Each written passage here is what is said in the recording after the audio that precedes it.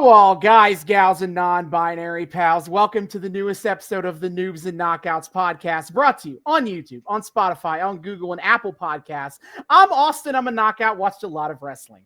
I'm David. I'm a noob. Haven't watched nearly as much wrestling. And Austin, this we are in a trying time. These days in relation to this storyline was a lot funnier 2 weeks ago. This storyline was a lot funnier 2 weeks ago. The general feelings surrounding the company that we are watching were a lot more like chill 2 weeks ago. So I decided to take a page from Shawn Michaels' book and call in some intervention, if you will. Perhaps not divine, maybe a bit more impish in nature, but regardless, intervention nonetheless. Hey, third person, who the fuck are you? Hi, I'm Pat, and I'm definitely a noob. I'm too proud to admit that. So I'm Pat. You just I like wrestling. No, he didn't. Shut up. What the fuck? He's because of me. It's because of me. I got him into it. I'd actually say, Austin got you into wrestling. Okay. So if anything, Austin got me into wrestling. That's true. Indirectly. That's how that works. It's actually a pyramid scheme. This is we are all in Austin's downline. Of wrestling Dude, the pyramid scheme of wrestling Vince's fandom? dad had this shit thought out. Wait, what do you mean? Well, when he started the company, he knew that. He knew. He knew that the Noobs and Knockouts podcast. Yep. Anyway. Yeah, so we're back in 2006. Last time we were here, Vince waged war on God. Just straight up. No. It's not a metaphor. He was like, I lost to Shawn Michaels due to divine intervention, and as payback, next pay-per-view, it's me and the product of my semen, Shane, versus Shawn Michaels. That's a direct quote. Versus Shawn Michaels and God. No, absolutely. If I'm not mistaken, Vince essentially, I mean, you kind of said this, but Vince essentially said that like Shawn had a partner giving him an unfair advantage. Yeah. Yes, that was his argument. Level 20 cleric Shawn Michaels rolled a 20 on his divine intervention. Yeah, right, and bada bing, bada boom, was able to win the match. It is, as I told David last time, like no one has ever overdosed on copium more than Vince McMahon in this moment. Yeah. See, like here's the one thing that I've been puzzling about between last time and now. Knowing the punchline to this, like, is Vince actually huffing copium or is he just fucking with Shawn? Because I know the punchline, and it makes it feel like he's just fucking with Shawn. I don't know the punchline. You don't? Wait. Yes, you do. You know, because it's how this match goes. It's how the match goes. I haven't seen the match. Oh, okay. Well, then never mind. I've seen a lot. Yeah. Huh? I don't think Vince is fucking with Shawn. Like, I don't think that's the intention, based on what I know. Okay, so he's just we've gone from like insane. He's like they just decided to take the Mr. McMahon character in the direction of he's just off his goddamn meds. Yeah, this WWE in 2006 WWE is headline chasing, trying to push boundaries. We're trying to be the Attitude Era again, baby. And what's going to be more aggression? Ruthless aggression. And what is going to get more attention than blasphemy? This is real.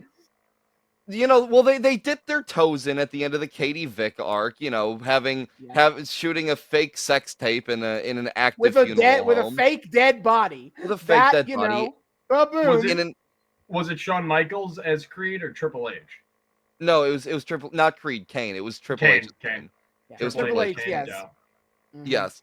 I think Shawn Michaels was... No, that was like right when Shawn Michaels came back from... This is when Shawn Michaels had the promo where he was in the wheelchair and then revealed he could stand up the whole time. Yeah.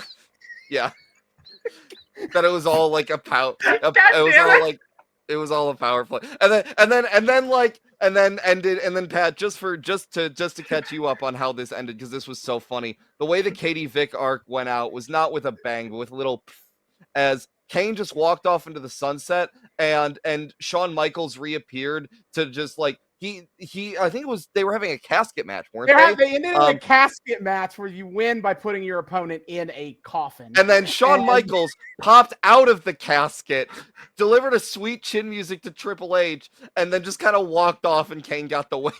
He did his shitty little dancing on top of a coffin. Where did So I'm not entirely familiar with the Katie Vick arc. I know, so like essentially it's like it wasn't a real person, right? No, they invented Yeah. this backstory of Kane, where Kane had a girlfriend that died in a car crash. Yeah, and so I know the part where Triple H, in order to show how evil of a person Kane was, he Triple H dressed up as Kane, went into a funeral home and had the fucking mannequin ready to go in the coffin. Yeah. Yep. That's right. Correct. Strips down to his underwear. Well, he doesn't strip. He stays clothed. No, he does. He does. He strips. He's wearing a thong to actually. Yeah, he's wearing a thong. I remember. I thought but he was. he strips down. He strips down to his underwear in this empty viewing room in this funeral home, like curls it, and like he gets so into it. Yeah. Like it feels like Triple H has done this before. Triple H continues to think shit like this is an own. Yeah. Just like last week he thought it was an just like last week he thought it was an own to agree to a handicap match with Edge against John Cena for no title. Let's go ahead and cover what we covered last time we were here. Yeah. Because in the middle of this insane Vince crap, we're still doing regular wrestling stuff. Somehow. Yeah, so like John Cena's the champ, and he's fighting with Triple H and Edge, and it's very boring. But they are everyone fighting already hates John Cena's reign. Already. It took them a year, and everyone hates him already. Yeah. Good job. They wish they couldn't see him anymore. No, not good. No, okay. Do. Then, as David alluded, then we had a tag title match between Kane and the Big Show. They are the tag champs. They're teaming because they are large, and they lost. The Big Show. Who? The Big Show? I'll just look up a picture of him. He's just a big old. He's 7 foot tall. That's the whole bit. He has the same condition Andre the Giant did, and they used to play it like he was Andre's son. Yeah. For some reason. Because for some reason is because he was inserted into the feud, into the alliance to destroy Hulkamania. So the idea was the connection to Hogan.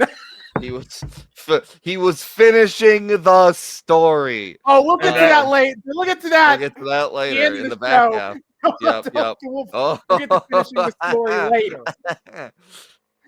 And then they were facing the Spirit Squad. There are 5 dudes who are male cheerleaders. That is the gimmick. And then they won. The male cheerleaders are now the tag team champions. Congratulations. Yeah, baby. 5v2? No, it was 2v2, but the other 3 members okay. of the Spirit Squad were chilling out on the apron and did shenanigans. I got Yeah, As you do. Rob Van Dam. His thing is he likes weed. Really? That's pretty much it. Yeah, he's a hometown boy. He's from Battle Creek. Yeah. Oh, fun. Yeah. He's fun. He also jumps off shit because he was part of ECW back in the day, but also his thing is being wee bro. He's great. I love him. He is great. He is Mr. Money in the Bank, which means that at any time, anywhere, he can get a WWE title match. And he's hinting that he will do something extreme. And they're building to, they're going to do a ECW reboot in a couple months in 2006. They're, hinting at that. Like running it as its own show, yeah. But would it still be like ECW presented by WWE, or they're just straight up ECW? Yeah. Like, would WWE be linked to it in the branding? Oh Yeah, yeah, like 100, their 100%. show, but it's called ECW. It's like And- think of it like the relationship now between AEW and Ring of Honor. It's pretty similar. Okay, yeah, WWE gotcha. bought the brand and just Mhm. now presents it for itself. Because Yeah. this is leading up to RVD versus John Cena at One Night Stand 2006, for the WWE title, and It's which is big- a it's a big crazy thing. fucking match. Great. Crazy fucking match.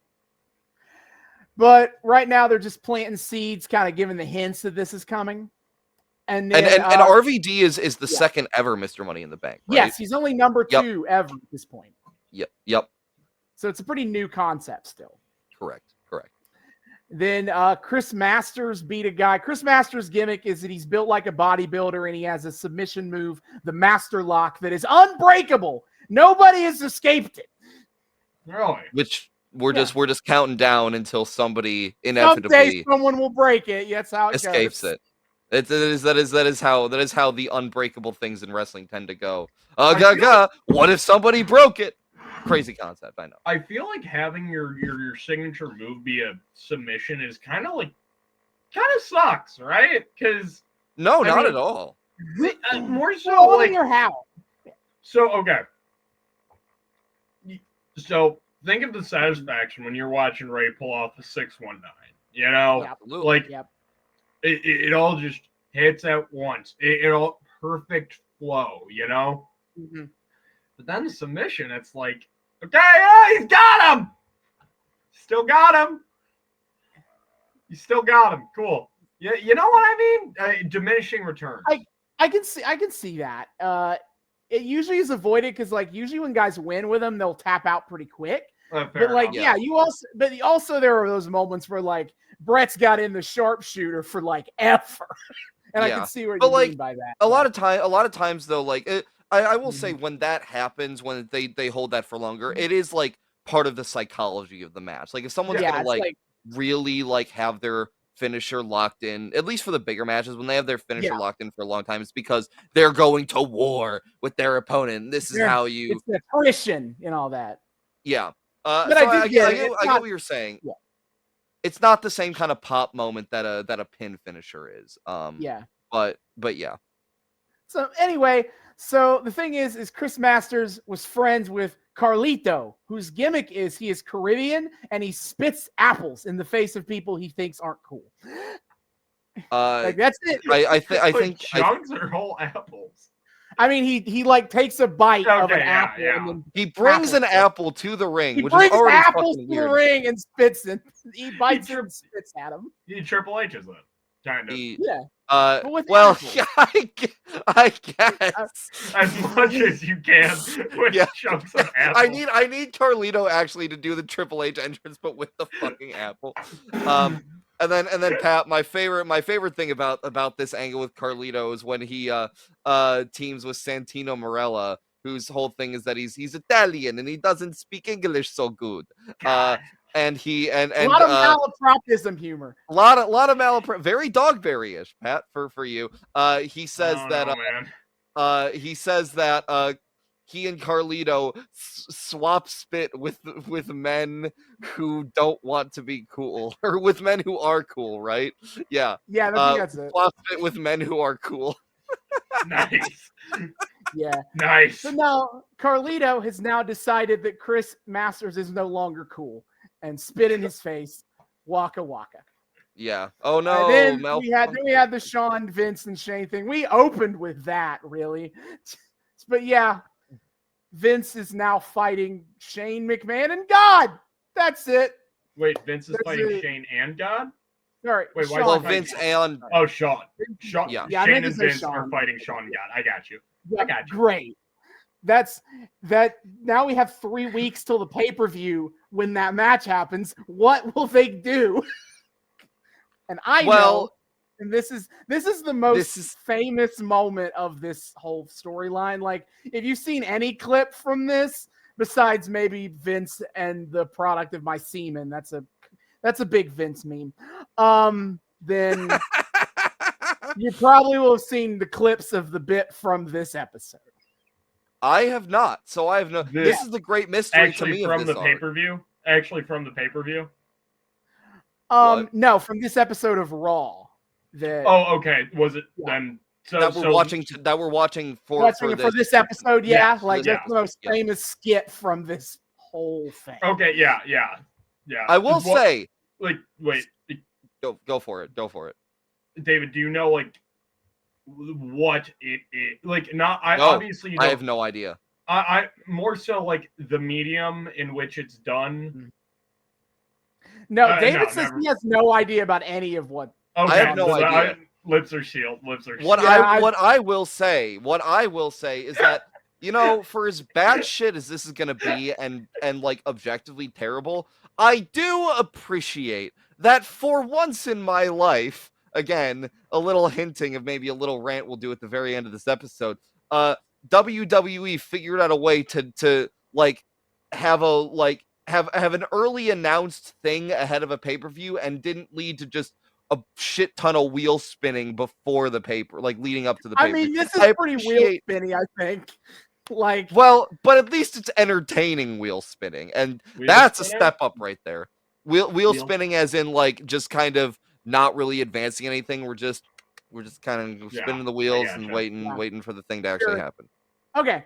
Then there was a Divas tag match between. So the big storyline in the women's division of this right now is it was Trish Stratus, who's really famous in wrestling. Kind of like she came in as a supermodel, but then she became really popular and good as a wrestler. Yeah, right? legitimately a good wrestler. Yeah, she was champion. And they had an angle where this new woman came in, Mickie James, who was like a obsessed stalker fan. Also kind of lesbian stalkery, like she kisses Trish a couple of times. So they have a match and Mickie beats her for the title. So now Mickie is the champ. And they did a tag match on Raw. Mickie James and Candice Michelle, and then Trish Stratus and Tori Wilson. Those other two women aren't really important. And Mickie James came out dressed as Trish Stratus. Like, because she's nuts and is obsessed with Trish. And literally, if you can't beat them, well, or maybe if you do beat them, join them, become them. Like, just she's like the only Trish Stratus. Yeah, the next logical step to getting the championship that Trish Stratus last hold is just becoming Trish Stratus. Obviously, what else would you do? So we will see more from that on that tonight. Oh boy. Then we had only the most dignified angles for the Divas. This is 2006, baby. We're so close to retiring that boring ass women's championship and getting the Divas belt in. Let's fucking go. It's a pretty pink butterfly. So they were getting rid of the women's championship and replacing with something called the Diva Championship? Divas Championship. We are mere years away from that point in 2006. Cool. Oh, Lord. Great. It was a good time. Terrible. Anyway. Had a belt that looked like a tramp stamp. And this was the main women's title. Fuck, wait, I've never thought of it that way before. Fuck. Oh my God. Wait, did you say it's a butterfly? Yeah, it's a pink butterfly. With particularly curvy wings too. I didn't even fucking think of it like that. God fucking damn it, Vince! Why? Why is everything that Vince McMahon put on TV the writer's barely disguised fetish? God fucking damn it! I don't know what there is to applaud, but like. There's something there. I'm not sure what. If nothing else, I guess you gotta admire the sheer like brazen insanity of like, I'll just put everything that makes me horny directly on TV and just not try to hide it all that much at all. And I'm just gonna do that, and I'm gonna make millions of dollars in the process. Sounds like someone needed to take the shovel away from old Vince. Yeah, well, probably. And it only took us. Let me read the calendar. 17 years, but we will get there. Yeah, eventually. Oh, Lord. And a few alleged charges later. I did wonder if this arc was a little ghost to continue with, but thankfully Vince is not harassing any women in this arc, so I think we're safe. Yes. We're not too on the nose with this one. Yep. Whew. Vince has in character made out with like half of the women's roster from the 2000s. Like that was just the thing he did. And I think it would feel a lot in poor taste. Yeah, that was what we were. Were we doing Vince McMahon making Tori Wilson bark like a dog or something? No, that was Katie Trish. Vick? That was Trish Stratus made Trish Stratus get on her knees and bark like a dog in the middle of the ring as a humiliation thing. Which was that Katie Vick or was that something else we did? They referenced it in Katie Vick in a ha way, but it happened in like 2001. That was that might have been during Ray and Eddie then, maybe. Yeah, they were. Yeah, they referenced. Or wait, no, Ray and Eddie custody. Ray and Eddie. Yeah, custody? no, that was 2005. Fuck. Yeah, I don't know. Okay. We've never watched anything near it, but they referenced it at the time. I swear. Okay, I thought I remembered. Okay. Quick question: anyway. Were any of the secretary candidates that Vince brought in and interviewed? Were any of those guys signed? Were any of those fine lasses signed to WWE, or were they all as wrestlers? Yeah. None. Or were they just people? None that we know of. None that we they were just office people. Okay. Yeah. But they actually worked for the company. Yeah, they did. You know, he did the thing where you give your mistress a shitty office job for, you know. Yeah, of course. He did the whole thing where Vincent K. McMahon follows the correct procedures for this stuff, pal. He does. Let's not get it twisted. Goddamn. Anyway. Yeah.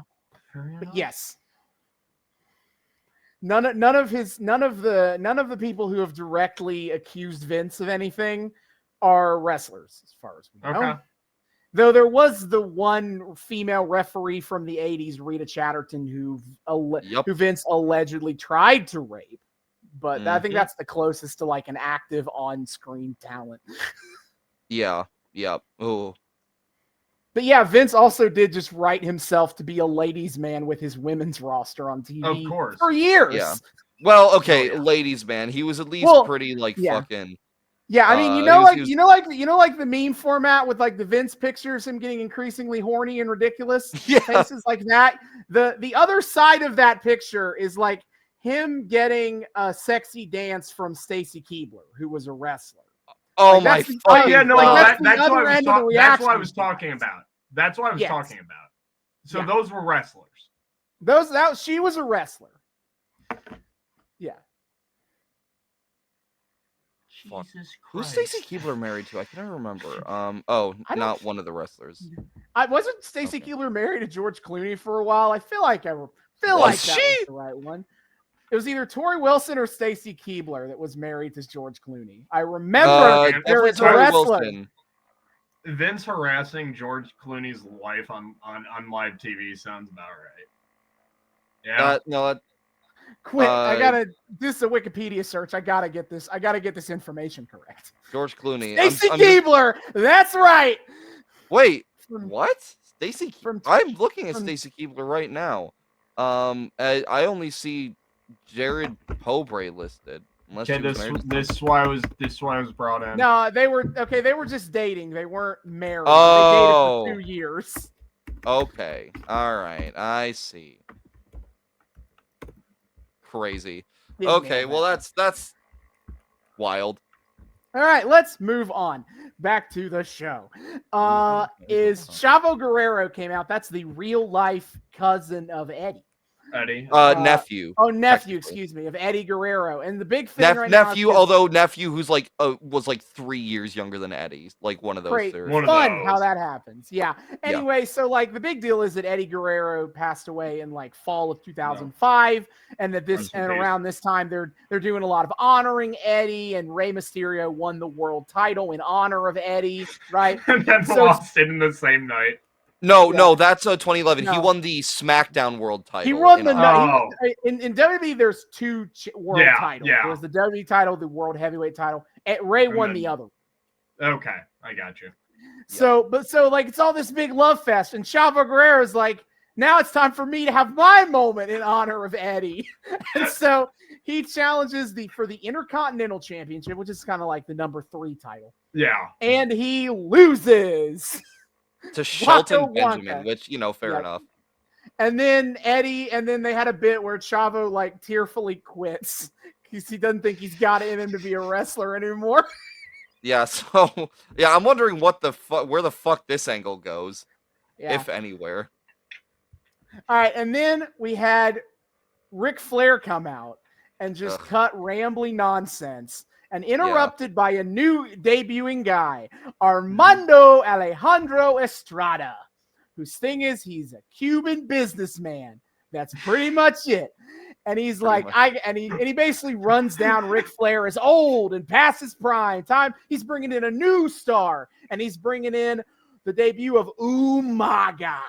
Yeah, I know Umaga. Crazy. Yeah. Rest in peace. Yep. Rest in peace. He died in like 2009. Damn.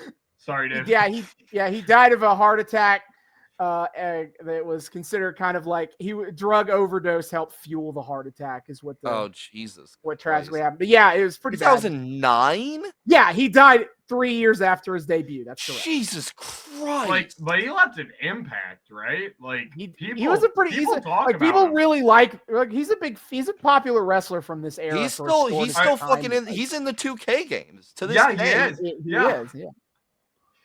But yeah, Umaga is here and he kicks Ric Flair's ass, and I'm supposed to boo him for it. Hey, no, fuck you. That's a great guy right there. I have no stake in the Ric Flair situation. I just think a person getting beat up is funny. That is a fun thing. That's in wrestling. It's usually pretty fun. I'll explain later. In wrestling, I'll explain later. Sure. Yes. In wrestling, it's very fun to watch old people get beat up. I will fully agree with you. How many times do we have to teach you this lesson, old man? God, I hope I don't piss anybody off bad enough down the line for them to go dig up my guest appearance on Noobs and Knockouts and have them clip out the audio of me saying, God, old people getting beat up is so funny. Don't worry, I won't have to dig it up. I'll just clip it as soon as the episode comes out. Yeah. I guess I punched my ticket like 15 years ago with that or something. See? Anyway. And then the main event from Raw, Triple H and Edge versus John Cena. And why the fuck is this happening like this match? Like them against Cena at once, or were they 2v1, that's right. 2v1. Handicap match. And again, Pat, just to is Triple H and Edge. Yeah. So just to really clarify, so Triple H has been feuding with John Cena and lost to John Cena at WrestleMania. And Triple H on the last episode was like, "Now, John, I want to face you again." And Edge comes out and he's like, excuse you, you fucking lost. Get to the back of the line. Whereas I beat Mick Foley last night in the craziest match of my career. I should be next in line to face Cena. Quick, Mick Foley or the world? What? Oh, no, this is the 2000s, so it would be Mick Foley, right? Mick Foley. Yeah. He stopped doing the world like in that. Like Mankind, you mean? Mankind. Thank you. Yeah. Now he's he was at the age where like he's just Mick Foley because he's just everyone loves Mick Foley. You don't got to be anything else. Yeah.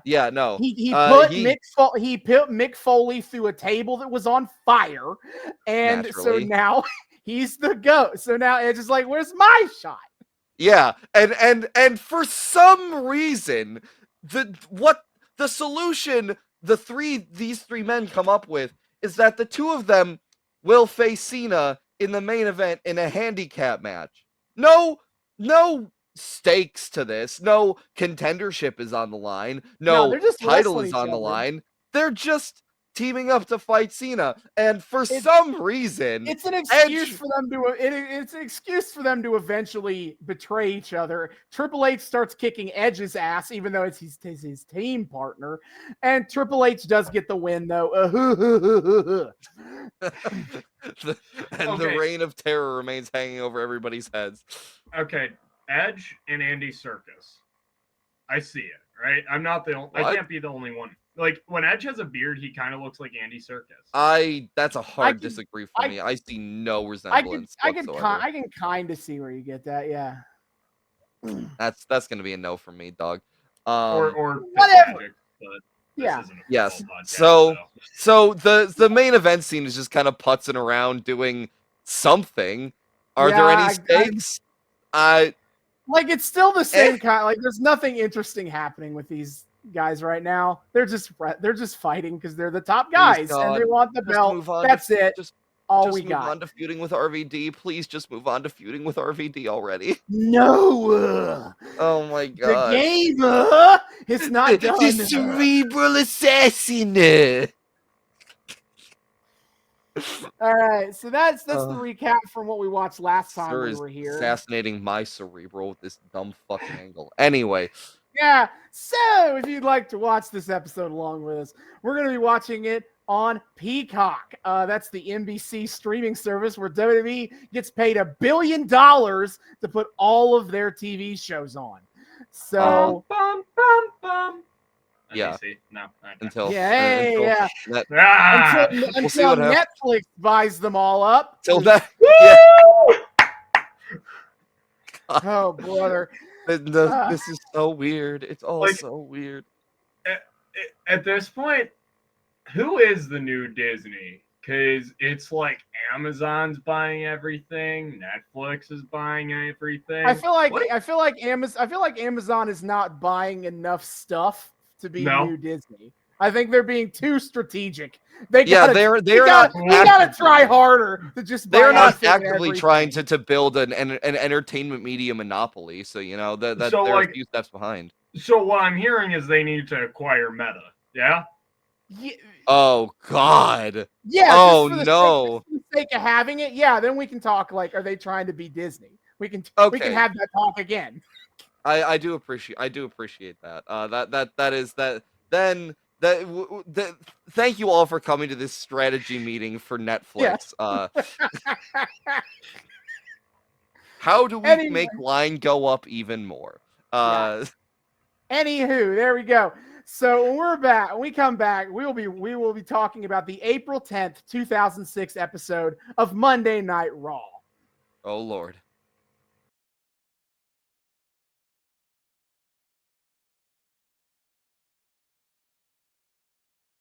And we are back. We have finished the April 10th, 2006 episode of Monday Night Raw. I in the religious theming, I have before we jump in, I would like to make a confession just off the bat, I think I like the 2006 Raw theme. God damn it. Oh, that's super iconic. Across the Nation? Yeah, Across the Nation. Iconic. Forget the guns, the drugs from my generation. Get involved. It's really grown on me. I think like early on I would rag on it, but I think it's really fucking grown on me. It says forget the drugs in it. No, so now, bring the drugs. Get the drugs for my generation. I was about to say that's kind of sounding like something Punk would write. Forget the drugs. True. Hey, he's straight edge. He's better than you. Hey, yeah, he had a whole fucking cult about it. That's how we got Serena Deeb's introduction to the world of wrestling. All right, as is tradition on our special guest episodes, we begin throwing it over to the special guest. Overall thoughts, as a boy who is a noob coming into the world of wrestling, still learning a lot about it, as the resident good Catholic boy TM of this trio, etc., etc. Give us thoughts overall before we dive in detail. What are we thinking? How are you feeling? Okay, so I wrote some notes that I was gonna save for general discussion, but I think. Well, no. Say, well, I mean, say, well, we go kind of.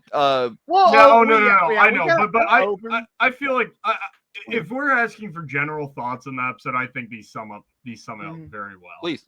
Sure. All right. Continue. Cena and Edge was the start of the decline of presidential debates. I got that while watching them scream at each other. The cheer squad definitely got bullied in high school. Umaga ass LMAO. I said that after he fucking did the stink face to the one job. Umaga. I think that's a great description of Umaga's entire career. Umaga ass LMAO. That got a t-shirt. I also have ref scared of Cena because after Cena flipping, what did he do to Triple H? The when? FU. Oh, the FU. Yeah. He pulls the FU on Triple H, and the ref and then he pins Edge right at, or no, puts him in submission. And then the ref when he's handing him the belt, he's just, I'm good. Outstanding. Yeah. Oh, and Kane losing it was really funny. So yeah, I enjoyed it. I can't wait to explain the Kane stuff. Yeah, I'm so confused. Yeah, I don't really because like is it a thing about or I'll just wait for you to explain. I assume there's lore, and I assume we will get into it. Oh, we will when we get there. And also, I mean, what the segment. I can't wait to talk about that. David, I'm actually talk about it with you now. I've been waiting to see this forever. Yeah, we're trying to cut down on this show where I only do really thorough transcripts of like one promo per show. Yeah. And you know what I wrote down word for word here. I knew immediately. I mean, it's obvious. Right, yeah, let's get it started. The world is watching. And get the guns, the drugs, my generation, yada, yada, yada. And you think you know him? No, I don't. Who the hell is this man? I've never seen him before in my life. Yeah, David, stop me if you heard this before. But Edge, Triple H, and John Cena come out and ramble for 20 fucking minutes, where Edge is like, I beat Mick Foley. And Triple H is like, I didn't take you seriously, John, but I'm never going to do it again. And then it ends with a main event where they have a handicap match against each other. Yeah, I saw like on the episode description the triple threat or the handicap match. And I was like, oh, what? Why? Whomst? Okay. So Edge is here, and so are Lita's boobs. You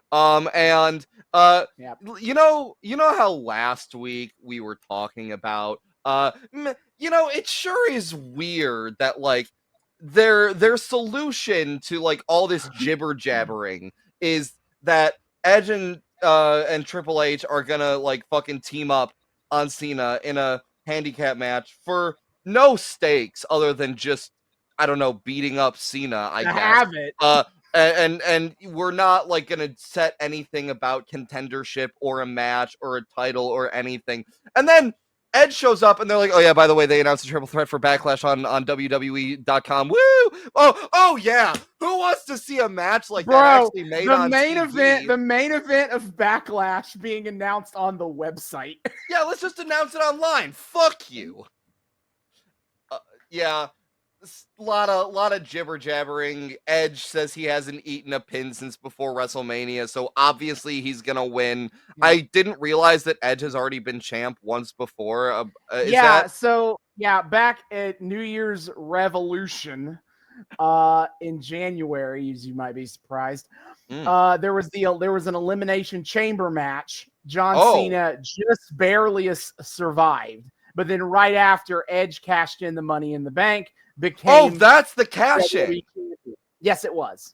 Oh, so that's shit. what he's talking about. Live by the captain, die. And then, yes, Cena won the belt back 2 weeks later, as they talked about on Raw. Wow. But yeah, Edge says he is the most watched WWE champion in the last 5 years. A very notable cutoff, considering 2001 was the end of the Attitude Era. So very specific cutoff, saying things like that. And also, we're going to talk more about he very much crafted that to like fit him specifically and nobody. Yeah, but because he's like, so when it comes to being WWE champion, look no further, because the champ is here. And John Cena came out because of that gimmick infringement. Yeah, because that's Cena's thing. Cena's thing is the champ is here. Yeah, I did know. That's such a generic thing. Why is that his thing? It's so nothing. Because John Cena doesn't have substance. Because he's been champion for 15 times. Okay, so he can kind of just say that. But here's what fucking gets me about this goddamn promo. Edge is touting himself as, the rated R superstar. He's so much cooler than Cena. Also, shout out to the person in the crowd with a sign that says rated R for ridiculous, except ridiculous was spelled with an except ridiculous was spelled with an E rather than an I, which don't be ridiculous? Like ridiculous. I don't know if that was on purpose. It was on a red sign, maybe, not. but also don't be David, don't be mean. David, don't be mean. Don't be mean. So the rated R superstar says that John Cena is rated G for little babies. And John Cena replies that all these little freaks around here just want their fucking nostalgia pops. They want a different side of me. No, this was fucking weird. All right. Yeah, okay. So Cena's thing, he's like, he slut shames Lita once. He also acts like he doesn't remember her name, which hey, remember when WWE treated Lita with respect? I don't. Okay. But then so Cena brings up the 2 weeks thing, and this is funny to me because he's like, the first week everyone tuned in to see who beat John Cena. Cena, very intentionally, I guess, not mentioning the live sex celebration part. Oh my god. Wait, do you not know about the live sex celebration, Pat? Huh? Your head okay. So, yeah, baby. Okay. Yeah. So, wait. All right. No. Okay. So when Edge wins the title, the next night on Raw, Vince sets up a live sex celebration for Edge and Lita, and they do obviously there's no nudity and no real sex, of course, but they set up a bed in the middle of the ring and they pretend like they're going at it until John Cena shows up and stops the whole thing and kicks Edge's ass. The image I always conjure from that segment is fucking Edge going under the covers and re-emerging with supposedly with Lita's panties in his teeth. Yeah, Pat, the live sex celebration, Pat, is one of the most infamous segments in all of WWE history. And for the record, Edge and Lita both didn't want to do it IRL. No.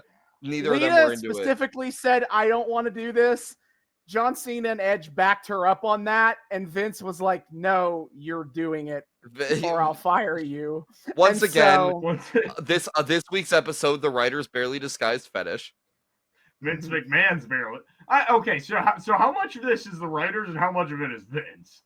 Vince McMahon is the head writer. There are writers, but also everything has to be cleared by Vince. And he was the head booker. So so the writers are trying to write to what they think Vince would accept.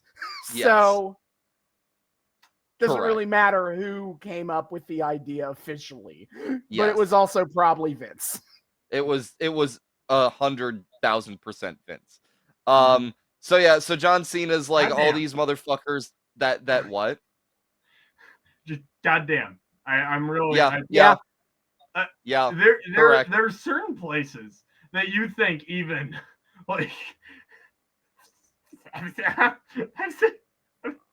No. You go.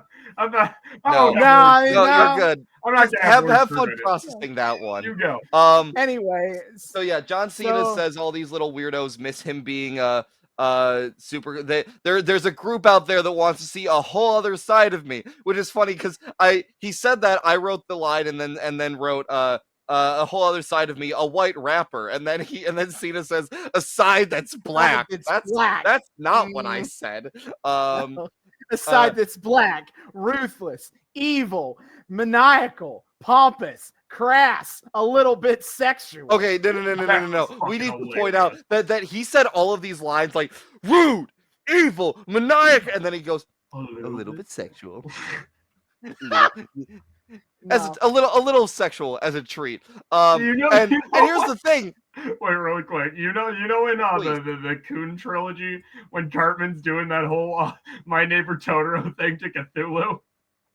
Oh my god, That's what that is. Wait, no, that's not My Neighbor Totoro. That's fucking Looney Tunes. Oh yeah, well whatever it is, yeah, that. Mm-hmm. Yeah. But here's the thing, man. With this shit, Cena could have been cooking up a heel turn that would have worked. Except we know that's not coming. It will never come. He will never turn heel. Because then he's like, but I'm too much of a man to do any of that. Boo! God damn it! Boo! Fuck you. So he's like, and then Cena is like, I'm glad not everybody loves me. Because if it did, I might get some kind of ego problem. You know, I might stick my nose up and come up with some nickname like King of Kings or something. And then out comes Triple H because of gimmick infringement. Yeah, I'm the King of Kings. Yeah. John Cena says that Triple H likes to smell his own farts, and Triple H comes out to say, "Why, yes, I do." And then, how dare you say I smell my own farts? Except for some reason, no, he kind of agrees. He's like, "Actually, I am the best." For some reason, and he implies Cena has a small dick. I think. Of course, Something that's like all Triple H promos. So for some reason, Triple H is match ready. And he's like, I'll fight you right now. And Cena's like, bet, and pulls off his shirt. And because he wrestles in fucking jorts, he's match ready now, too. But no, okay. All the way down to his calves. Yeah, the jorts that go all the way down. Hell yeah, he's got the long jorts. The long jorts. What? You think? He dresses like he's from Florida, but he's from Massachusetts. You think Juan Cena is gonna like wear the fucking booty jorts? No way, brother. This is a man of the people. He wears them long ass. Yeah, all right. After Triple H does his rabbly ramble, there is a scene that did go, Milwaukee, we're in the midst of a perfect match here. In this very ring tonight, we have an asshole, talking to Edge, and a man who kisses ass. Which are we? I think I should leave and let you guys make out for a while. Which are we doing, like Triple H as the son-in-law of Vince narrative? Like, is that what's going on? I assume it's because he's doing the like I respect you Cena thing, but also, sorry.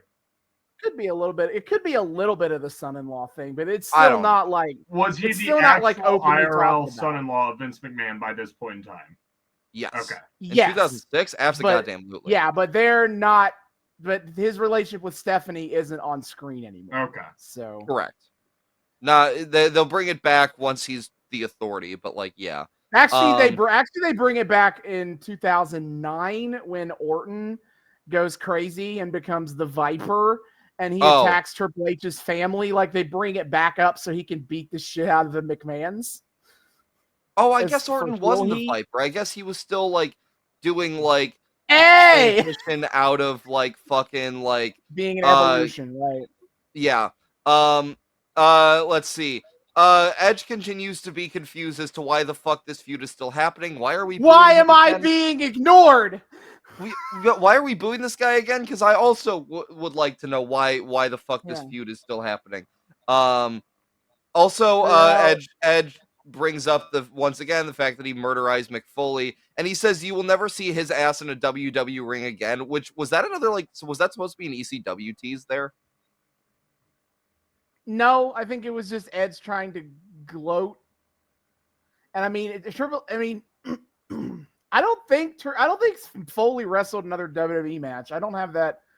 I don't have that immediately. I don't have that knowledge immediately pulled up. I guess give me a minute. Because I know he like GM'd it up. He left the company in 2012 because I looked it up after he said that line.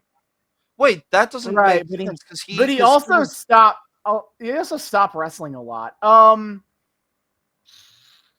Because he was GMing it up post 2012. I remember the clip of him fucking introducing Bailey. Well, he the main roster. Did. Well, okay, so he left the company. Then he wrestled in TNA for a while. Oh yeah. He came back to WWE, and then he left as a guest spot thing. Then he was the. No, Edge has no fucking idea what he's talking about. Okay. Mick Foley will have another match on Raw in May. So to be fair, once after he said that, Triple H is like, actually, Edge, you're full of shit. Shut the fuck up. So I guess it wasn't that big a point. They're gonna have a match on One Night Stand. It's fun, but also what? Huh? What? One Night Stand match is Edge, Lita, and Mick Foley versus Beulah, Terry Funk, and Tommy Dreamer. I have questions about how we get from A to B on that. Yeah, that's a short ass time. Because they heel turn Mick Foley for this. They had to. Yeah, they had to have, right? Because Edge was still working heel by One Night Stand 06. Yeah, he certainly is for sure. Yeah, he humps Beulah when he pins her. Oh my God. I know that much. Oh no. Okay. He's the rated R superstar. Yep, that came from the sex celebration. That's why he's called that.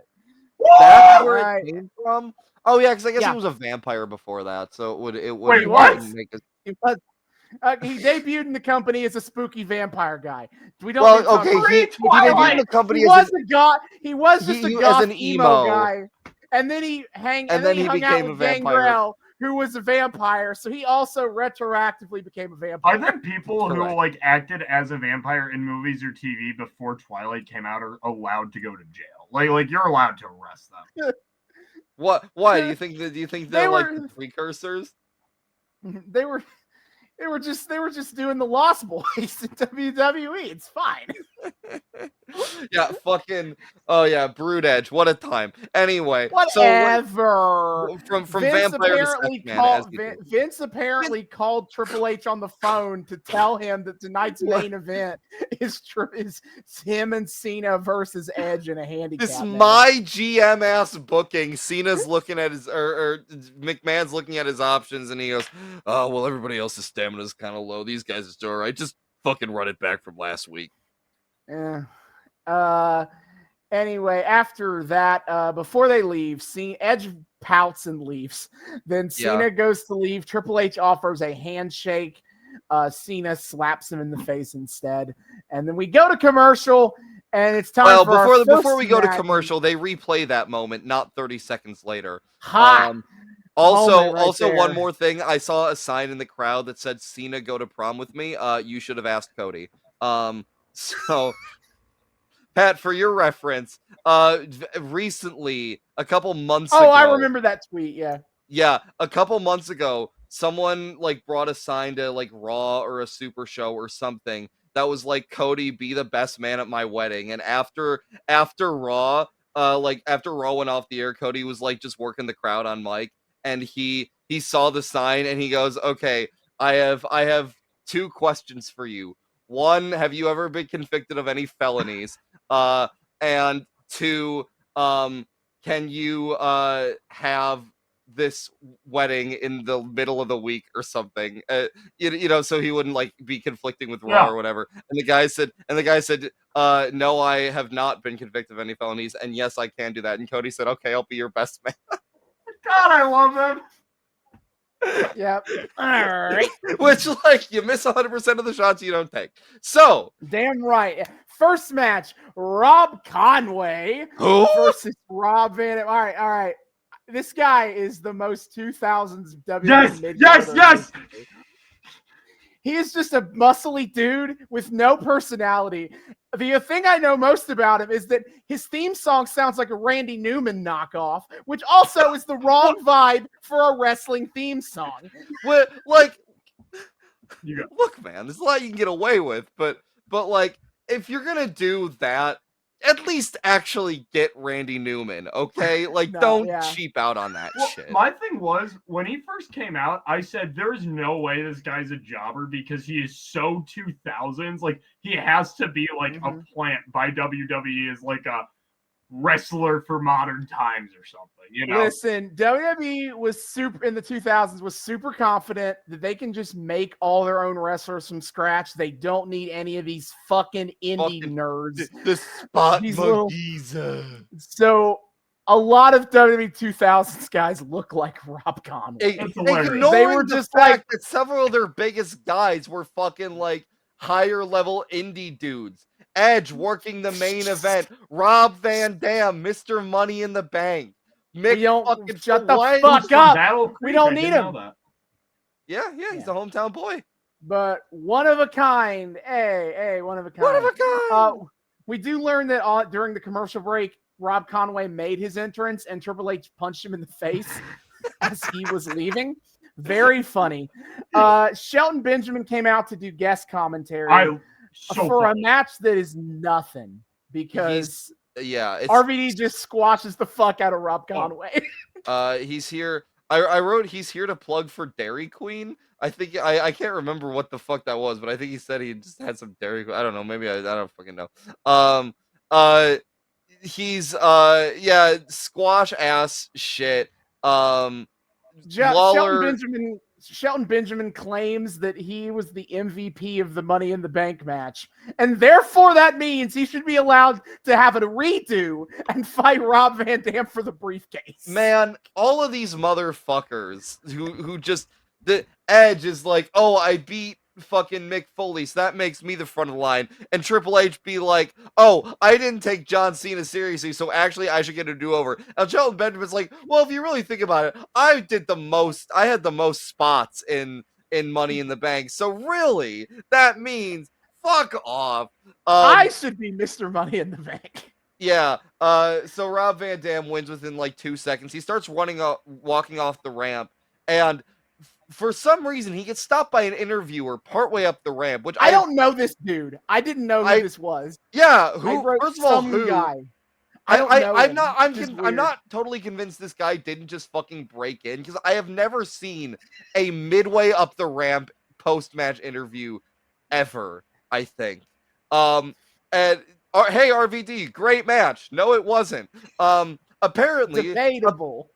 But yes, he informs Rob Van Dam that, and the rest of us, that Shelton Benjamin has challenged RVD for the briefcase. If only Shelton Benjamin were here to give us some kind of, I don't know, direct confrontation between the two of them that could actually garner some, like, good drama. Shelton Benjamin is nowhere to be found in the vicinity. Too bad. Oh dear. Guess we just need this fucking random ass interviewer to be his goddamn surrogate instead. What? And then Rob Van Dam is like, nah, bro, I'm not putting the briefcase on the line. Fuck off. How about instead you put your actual championship on the line? Also, for some reason, his music is playing. His music plays over the interview, which is just terrible production. I can't hear shit. What is happening? It made me bad. Oh my god. Bad it was. Oh god. RVD says no heart emoji, but I will go for that IC belt instead. And Shelton Benjamin looks upsetty spaghetti. Why do I have to defend my title? I feel I shouldn't have to do that. I did my one a month last week. I kicked Chavo's ass. No more. Like he was just trying to do MJF like 15 years in advance. If he were trying to do MJF 15 years in advance, he'd throw like a gajillion different stipulations on RVD before he could even get close to the title. Yeah. True. We go backstage to with Maria Kanellis, who is working as an interviewer right now, interviewing Mickie James. That's wild. Mickie James is like, it's so amazing to have become women's champion in Mania. And if I could thank anyone, it would be Trish Stratus. Because if she wasn't the champion, how would I have become champion? I'd like to thank Trish Stratus for losing to me. And then Mickie is like, out of all my WrestleManias, this has been my favorite. All of and them? I can't wait to go back to Toronto to celebrate. And Maria's like, but Mickie, you're not from Toronto. Trish Stratus is from Toronto. What the fuck did you just say about me, you little bitch? Are you calling me a liar? Well, she wasn't calling you a truther. That's You think I don't know where I'm from? I know where I'm from. Mickie is now so deep in this thing, she actually is starting to lose her own personality. Oh my god. Oh my god. Anyway, Mickie decides that she shall have her first title defense tonight against Maria, with the intention that she is going to beat up Maria. That was why she said that. And Maria, for some reason, was like, yeah, that actually just sounds like a great idea. I'm super into that. Well, now Maria's not an evil taskmaster the way she is now. She's just a naive young woman who doesn't see that what Mickey's trying to do. It's so wild. Like, this is not the Maria Kanellis. Like, I did a double take when they said Maria Kanellis. I was like, what? This is so different. What the shit? Mm-hmm. But anyway, so yeah, that's crazy. That's set up. Then the next match will be a rematch for the tag titles from last week. It's the Spirit Squad versus Kane and Big Show. I'm so into these guys. I hate them, but they're such dorks. I love hating them. It's so fun. I just love my goofy little guys in wrestling, Austin. They're such goofy little guys, and I love them. Jonathan Coachman on commentary is all in for the fact this is the first time ever we have had 5 men simultaneously be the tag champs. And this they can defend it interchangeably. That's so fucking funny. Freebird rule, baby. Yeah, which I'm certainly not complaining, because you know what that means. We saw fucking Nikki defend tonight. He's here to show the world that he is a good male cheerleader. Thank you very much. Would they have been able to rotate during the match, which one of them's No, I think the idea is they have to pick 2 for the whole match, but they can pick any 2. To show the world. Yeah, Pat, for reference, one of the members of the Spirit Squad, Nikki, who was in the match tonight, he is future WWE superstar Dolph Ziggler / now that he just got released from WWE after a few fucking decades and is now Nick Nemeth in TNA, which is his actual name. Wow. So what? That's cool. How? No, yeah. I said wow. Wow. Yeah, no, crazy. But yeah, so please. And then, all right, Kane is walking backstage, and he's hearing whispers. May 19th, it's happening again. All right, so Austin, I want one more. How are we hearing that? How are we hearing? How are we hearing Kane's inner thoughts? Because they're just that loud. They're just that loud. They're just that loud. No, that's all we need. They're just blasted out of his ears like a fucking Bluetooth speaker. All right. So the reason for this is because WWE is still, at this point in time, is in the business of trying to make actual movies. And oh my God.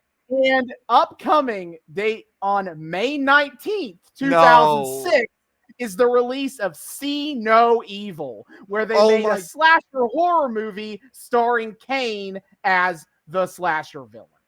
And so to hype the movie, they decided to give a storyline to Kane where he is obsessed with the date May 19th.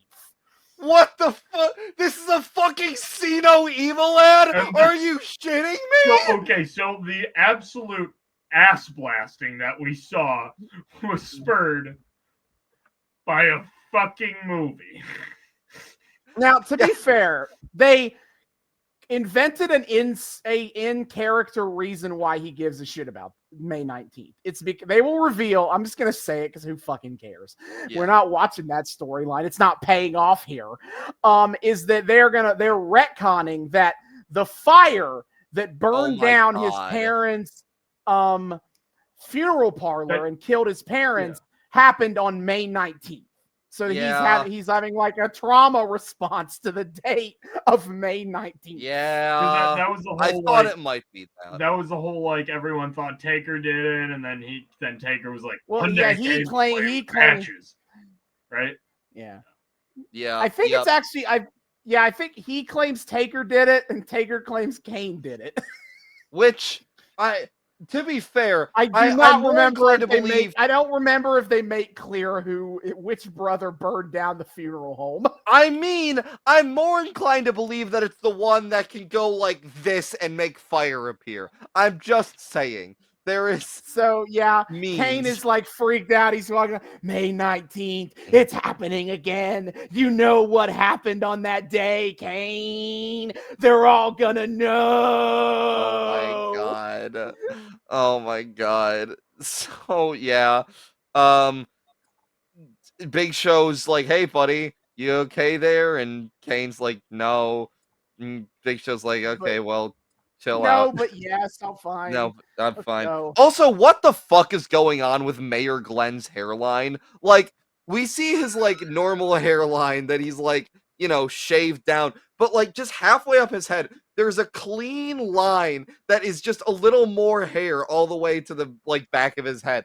What the fuck is going on with this man's hair? Baldness, dude. This is layers of baldness. This is the baldception. So yeah. Fuck the Kane and Big Show theme. I'm gonna keep saying that. Well, it's the rematch clause. I fucking hate their theme. It's the Big Show, and then a hard cut to Kane's theme. Yeah. That's not well done, and it's lazy. Peak creativity. Pat, you are just so you're aware, now that you are appeared on this podcast, every time Big Show comes up, you are obligated to crow out the signature wail of his theme song, because it's for some reason so iconic that it's even followed him into AEW. Well, everyone has a whale. You must do it now. You have no choice. I like it. Good job. Yeah. Good job. I'm very proud of you. Yeah. So they get the match begins. Commentary starts off the match talking a lot about horse dicks for some reason. They keep saying shit about thoroughbreds. And I'm like, why? A lot about thoroughbreds. Lawler says this guy's a stupid thoroughbred. Bullshit. I'm like, Lawler says some stupid bullshit about how for someone the size of the Big Show should be 17 feet tall. Okay. Thank. This is the world's worst use of BMI. Thank you, Lawler. I guess. No, the Kane and Big Show are just beating the absolute fuck out of Johnny and Nikki, who are the Spirit Squad members wrestling tonight. It was so good. I have to say, okay, so fucking. So the Dolph Ziggler cell is an infamous phenomenon in wrestling. He's Ziggler very good at flopping around like a fish. That's right. He is. Dolph Ziggler's selling is top tier, and I love that shit. I have to say, I don't think I've ever heard him accompany his trademark sell with. Yeah, didn't he like get just straight up thrown out of the ring from like the middle of it at one point? Yeah. Danny told the entire Spirit Squad to do your most feminine screams. Which, honestly, times. I think it adds to the Dolph Ziggler. What do we think? Because I think that adds something. So is the headcanon that they all like are from the same cheer team, or were they all like the lonely male cheerleader? Or are they a super group of male cheerleaders?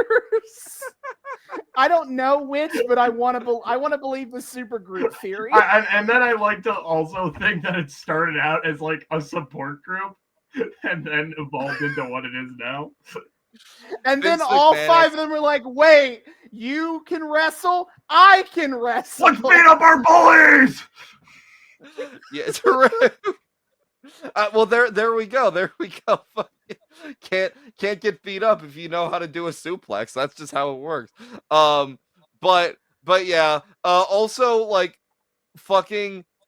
I can't remember what they were saying on commentary. I think they were just speculating on like why the fuck like the 5-man tag team is getting the tag belts Legal? here. And What? like Is that all right? basically like they're just tacitly they're basically just speculating like Vince McMahon is like on all the drugs here. Like they're just tacitly admitting that on commentary. Like, yeah, All well, right, you know, all right. Mr. McMahon's few- he's on some. I got a few interesting commentary bits here. Well, first of all, they care is while Nikki is getting beaten up by Kane, Joey goes, well, right now Nikki is seeing that evil up close. Why? Yeah. Oh yeah. And they fucking they make a joke about like talk about the movie. Jerry Lawler's like, man, how scary you got to be in a horror movie without having to wear makeup. Yeah. Lawler says Mayor Kane is Uggo. Then, okay, Big Show tags back in, and he's beating up on Johnny. And Big Show apparently was sniping at the Spirit Squad that he's dated women bigger than the Spirit Squad. Yeah, absolutely. Commentary is like, oh, just sick burn, bro. And then they're on commentary, they're like, oh, Jerry, you share that with the Big Show. And then they comment that, well, Big Show's girlfriends are a lot older than yours. Oh my god. Yeah, I love when they just like when they just casually make the fact that Jerry Lawler's a pedophile. I love when that happens. Like, actually? Okay, yes. So yes. Okay, so in 1993, Jerry Lawler was actually sued by like a woman who claimed that he like had sex with her when she was like 14. She ended up recanting, and it just kind of became a big joke for the rest of commentary time that Jerry Lawler likes them young. What a fun bit! Like they're just gonna keep making that. Yeah, joke isn't that just of so his goofy? career. Isn't that just so goofy? I love it. And Jerry Lawler, Pat, you have to keep in mind, like half of his character, especially when he's heel, is being like a supremely horny sex pest. Yeah, like he leaned. Ah, puppies! Oh, puppies! JR! Oh, puppies! Puppies, JR! Ah! Puppies means boobs. What? Yeah, I know. Crazy. At least it's better than Taz calling ass pigeons. Oh, you're right. He calls them and he calls balls yam bags. And well, okay. To be fair, yam bags is actually iconic. Got him right in the yam bags. Hey, let the pigeons loose. Hey, let the pigeons loose, David. Oh my God, no. Big Show hushes the. I thought this was great. Big Show fucking hushes the crowd before hitting a chop on Johnny, and you can just like hear that man's soul leaving his body. They did a zoom in at one point of Johnny's chest and the purple hand marks that are on his chest. I was scared. I know. Holy fuck. Fucking Mikey goes to, or Mitch like goes to grab the titty to like be like, wow, this is a big hand. Also on commentary, they say the Big Show's chops may have been the inspiration for CPR, which as a Red Cross certified lifeguard instructor, I can confirm that is absolutely true. Paul White is a pivotal figure in our field. Thank you. Wouldn't know where we'd be. Wow. What? Wouldn't know where we'd be without him. Yeah, no, the Big Show has saved so many lives. True, fucking true. This was an actual match note I got because it was cool.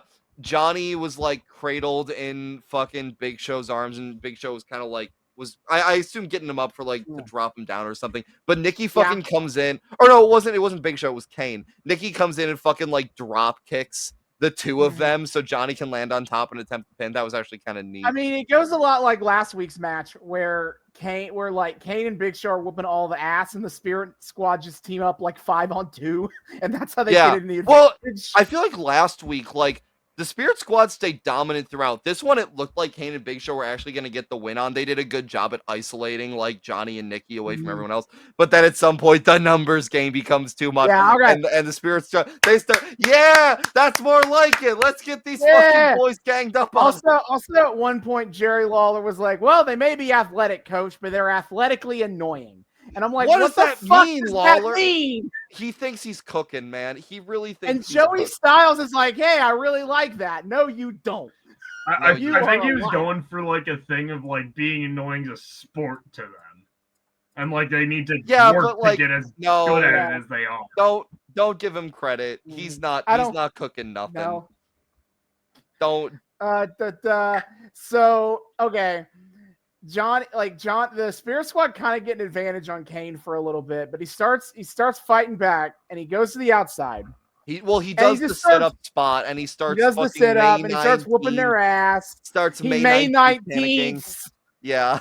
And he starts tossing chairs into the ring. And the ref is like, I gotta DQ you for this, man. Gets his ass DQ'd. Spirit Squad stays winning. Let's fucking go. The Spirit Squad win and they are still the champs. But it doesn't matter because he proceeds to just kill all of them even after he kills them.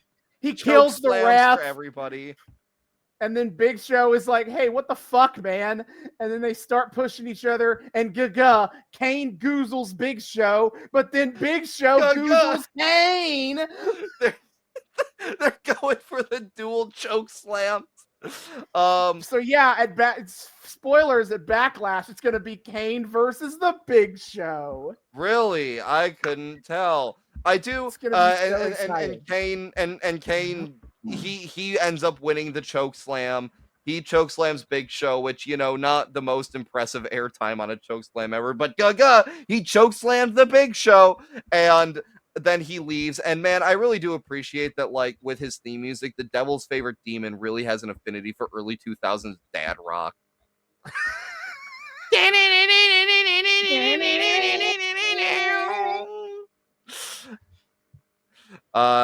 And then Big Show is big angry. The match is happening. Yeah, that's what's happening soon. We get a teaser that earlier today, Vince McMahon and Shane were at church. And I was like, what? Jokes write themselves. And then in between, we get an interview from John Cena. Who the fuck cares? I didn't write anything. He was like weirdly positive. He's like, I love Triple H. We're like roommates. But then if he tries to do anything to me in this match tonight, I will fucking kill him. And like, he's clearly going for something with this whole like return to his ruthless aggression shit angle. But like, he doesn't. Cena, you could have cooked with this. Why didn't you keep cooking with it? Fucking anyway, whatever. No. I don't care. Yes, all right. Let's get to the part we came here for. It is Vince and Shane are at church. And because they want to try to find Shawn's tag team partner. And, Vince is like, I've never really been here before. Checks out. But he's like, hey, the windows look great. I love the color. Look at the stained glass. Yeah. So Vince has Shane sign the sign-in book. And Vince pulls out a credit card. I don't know why he thinks that you have to pay to get into church. Well, I think he was like, he saw a donation box or something. Okay. He's like, no, it's cash only. Cash only? What kind of outfit are they running here? Yeah, Vince is very concerned with the profitability of the Catholic Church, which clearly means he's about to go hook up with Joel Osteen and become a prosperity gospelist. You know how it goes. Yeah. So they walk in and they see the base of holy water, basin of holy water. Mm-hmm. And so Vince is like, "Oh, I got this thing for us to wash our hands in. Great." Shane's like, "What? What? No, what is wrong with you? You can't wash your hands in that." And he's like, "Well, what's it here for then?" And then Vince is like, "Hey, Shane, who do I look like?" And he scoops up the holy water, puts it in his mouth, and does the Triple H water spit. And then it's like all gets it all over his suit. Yeah, it's just dude's soaked. Yeah, and then he's like, he keeps keeps fucking walking. Which, why the fuck is this church just empty? Why is there Why did they nobody? let him do this? Why is there nobody here to greet him? Nobody to supervise him? I would have loved to see this exact same sketch, but crashing a fucking mass. I would love to just the Yeah. priest in the middle of the homily, and Vince comes down, go, hey Shane, who am I? Pretty nice. All right. Those late Oh St. my Anne's when God. they start putting up the QR codes. Yes. Oh my God, the fucking QR. At our church back home, like 10 years ago, they just put like QR codes everywhere, and you'd see it during mass. There'd just be people walking around the church just. Why? What were the QR codes for? I don't It's know. just like it's on like the baptismal fountain to tell you like what things are. Yeah. Okay. Neat. We could have put a plaque there, but no. You could have done anything but a QR code, I guess. But sure. Shane is just like unsure how to act with his dad in this moment. Bro, he's just like, what the fuck is happening? This shit takes on a whole new dimension knowing what the fuck Shane and Vince's relationship looked like behind the scenes. I guarantee you Shane is like just kind of like a chill like dude who just wants to fucking grill and go to church like IRL, and then he's doing this shit with Vince and he's like, what the fuck is happening? So Vince, they head up to the front. And oh boy, you can bet I wrote down all of this stupid shit. Yes. God, are you there? It's me, Mr. McMahon. You know, when you think about it, we've got a lot in common. You created the world. I created World Wrestling Entertainment. That's one for Vince. You created. That's one for Vince. He's keeping score. Got it. You created Adam and Eve. I created Stone Cold Steve Austin and Hulk Hogan. Which? Oh my God! He created Stone Cold Steve Austin. It's the Adam and Steve. He's the reason. Vince McMahon is the reason. Vince McMahon is the reason for gay. It all makes sense now. And then he pulled a beer from his pocket and smashed it into another beer, and from the spillage came Hogan.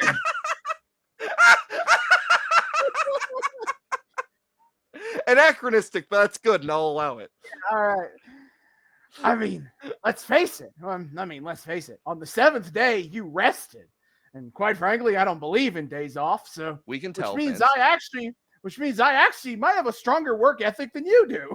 Which? Oh my God! When he said that line, because like when they play pre-tapes like this, you can still hear the crowd reaction, and the crowd has been laughing for a lot of this, but when he said that, you could hear like actual fucking disapproving ooze from the crowd. There's only a certain level of blasphemy the 2006 WWE universe. Hold on, buddy. They have their limits, pal.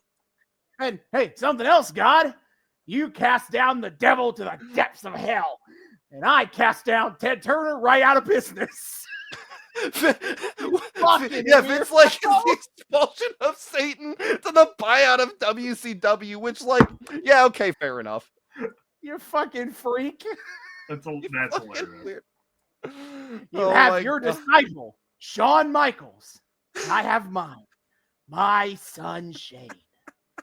You have your commandments. I have mine. And Vince pulls out an 8x10 of himself that is autographed.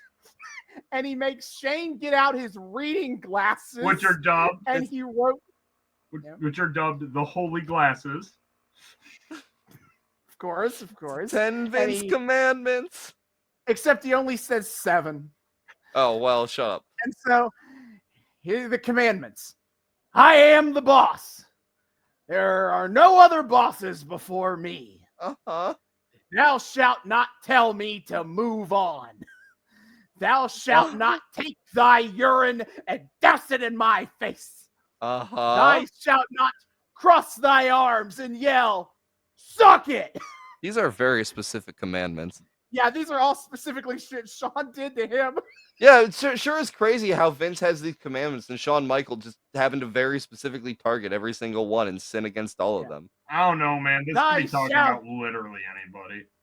It's true. Anyway, I shall not take my disciple's face and shove it up my rectal cavity. Yeah?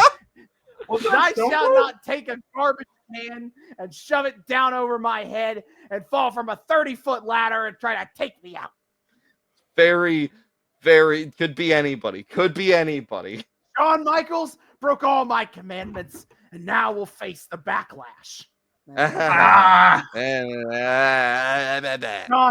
Shawn will face my wrath, and not even you, God, can protect him. Now, in order to show a little compassion, my son Shane will now recite a prayer. And it starts off with like, I don't know, like it's fucking like the Lord is my shepherd, I shall not want. He does that part. Like, but here's, I didn't write down a lot of this because I assumed Austin would be getting it, but I did write down one thing. I shall fear no evil except Vince McMahon and his disciple Shane. Wait, so they're just admitting that they're evil? Oh, there's no omnibenevolence here, David. It is. Yeah. But like Vince thinks not he's the claiming good guy. that at all. No, if Vince McMahon's gonna be God, he's gonna be God how he fucking wants to be God. And then Shane keeps going like, and like Vince McMahon, who is very tan and buff for a 60-year-old. Yeah. Oh boy. And he has mighty great fruits that made me. Wait, it's okay. This is getting weird. I'm sorry. Yeah, they do his semen is so powerful. No, Dad, I don't want to do this. Like this is weird. Jesus. Can I stop? I fully believe that is Shane. That is Shane shooting. That is not a script. That is Shane being like, no, stop it. All right. Vince is like, Shawn Michaels at Backlash. I will unleash the apocalypse on you. If I'm lying, may God strike me down as I stand before you. And Shane walks away. He gets away from Vince. He's just in case. Just in case. And of course, God, that cheap ass, only delivers some thunder outside the church. Wow. After the fact. He's After like, well, the fact. Wow. It appears as though Shawn Michaels' tag team partner has forsaken him. So therefore, praise be the name of Backlash. Blessed be the name of Vincent Kennedy McMahon. All right. Okay, Pat. I need your expertise. I need a rating here. What blasphemy out of 10? What are we looking at? Okay, here? so right off the bat, you got the holy water. You can chalk that one up to confusion. Vince clearly understands nothing about church. Yeah, I mean, so, it goes up. I mean, I think St. Peter might say something about, questioning the validity of God's commandments over his, and creating your own. Yeah, just like, actually, I have better commandments. The prayer wasn't terrible. I mean, I don't think there was too much said in there that wasn't truthful. I mean, fucking the Lord's my shepherd, I shall not want good. And I mean, Shane did come from the grapefruits. I mean, the yam bags, if you will. And then he didn't say, God smite me down if I'm wrong. He's just saying if I'm not gonna destroy Shawn Michaels next week. He's not saying anything about if he's God or not. Let me know. Okay, but God was like, fair cop. Yeah, you're gonna get his ass. God's doing some politicking against his own tag partner, But for saying that maybe he has a stronger work ethic than God, he's going straight to hell, brother. Oh, definitely. And I gotta tell you, you're gonna fucking die. Don't question. David, if we consider God wrestling lore, it actually would make sense. It actually would make sense that he is not supportive of Shawn Michaels at this moment. Wait. Because if you remember, we made it clear, we learned very clearly that God is the number one Hulkamaniac. Oh, and he fuck, I has forgot not that's forgiven true. Shawn for SummerSlam 2005. That's fucking true. What? That's goddamn true. The number one Hulkamaniac. And man, poor God really keeps striking out with all these like holy crusaders in his name in the world of wrestling. There's Hulk Hogan, who was a promising prospect for a while, but then he had to go and be all sexually deviant. Then he had Shawn Michaels, you know, the great born again Christian, but I guess he really just doesn't want him to go over, brother. And then you know, all these years later, he had Miro, and he thought he had a real guy going with him. And then Miro's like, actually, fuck you, God, I didn't win enough wrestling matches. I lost one match. Bulgarian. Yeah, Yes. yeah. Was I watching that with you when that happened? You might have. I can't remember. Miro's had a few fallen like oath breaking paladin promos by this point. I definitely saw him denounce God at some point. Yes, yeah. His former god and his hot flexible wife, whom he must be celibate with, so he can focus on winning or whatever. Damn, Miro's on some Kurt Angle shit. Anyway, so blasphemy out of 10. We're looking at what, like a 2, 3. This is surprisingly not the worst thing someone could do in a church. Really skirting the line. What's the number, Pat? Give us the number. Out of 10. Out of 10. Or a rating, you know, just whatever works for you. How hell is Vince McMahon? I'm giving it a Pope Pius the 11th out of 10. Is that Indulgence's boy? No, Is that who Pope Pius the 11th. He was like middle of like World War I and II. You know, like, oh, this motherfucker. He never said anything outright like but he didn't love Jews. Yeah, he was the reason that JP2 had to come in and like clear the record a little bit all those years later. Oh baby. Like, no. Hold the fuck up there. We are cool. We are there. We're fine. It's okay. All right. So, moving on from this insanity. Thank you. A Pope Pius the 11 out of 10. That's perfect. That's fair. I love it. So back to WWE's in-house jobbers. I mean, homegrown mid-carders. Armando Alejandro Estrada. Yes, is here to announce Umaga, who is now rocking his trademark braids. Very cool. And he is here to wrestle known jobber Colt Cabana. Boom. Wait, that was Colt Cabana. Holy shit!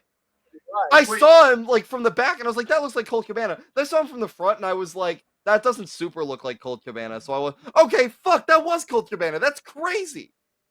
Was that was that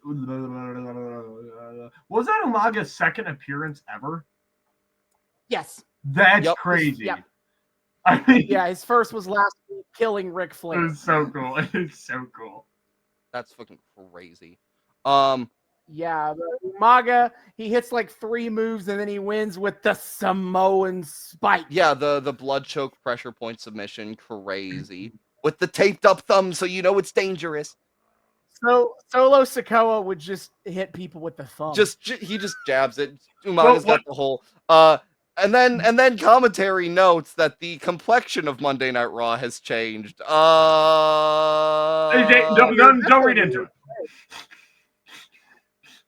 That's a weird phrase about two non-white dudes. Especially after Ric Flair fucking racial slurred one of them last week. That is true, he did. What did he call Umaga? No, he called Estrada like an island hopping Cuban or something like that. He did say something weird like that. He has a fucking cigar. He has 4 cigars. As you do, cigars in the suit box. He is Cuban, so he's got the cigar. Fidel Castro's last words were, If I see a single goddamn Cuban in heaven without at least 4 cigars in their pocket, I'm gonna fucking lose it. Famously. As you do. Famously, that was his last words, and it changed Cuban culture forever. Gentlemen, I hate to do this. I need to be right. I'm gonna be right back. Oh, okay. All right. Okay. We can take it. We can take a 5-second pause. Go for it. Do what you got to do. Okay. Oh boy. Oh gosh. Oh my God. Wait. No, I know what he's doing. Wait. I thought he'd. No. No. I actually need to. Oh. Okay. Okay. No, I got him a fucking Monte Cristo for Christmas and also a couple cigarillos. So I thought he was going to get that. Oh, he's gonna go get that. All no, right, no, cool. he's going to the bathroom. But I thought that's what he was Sure, going for.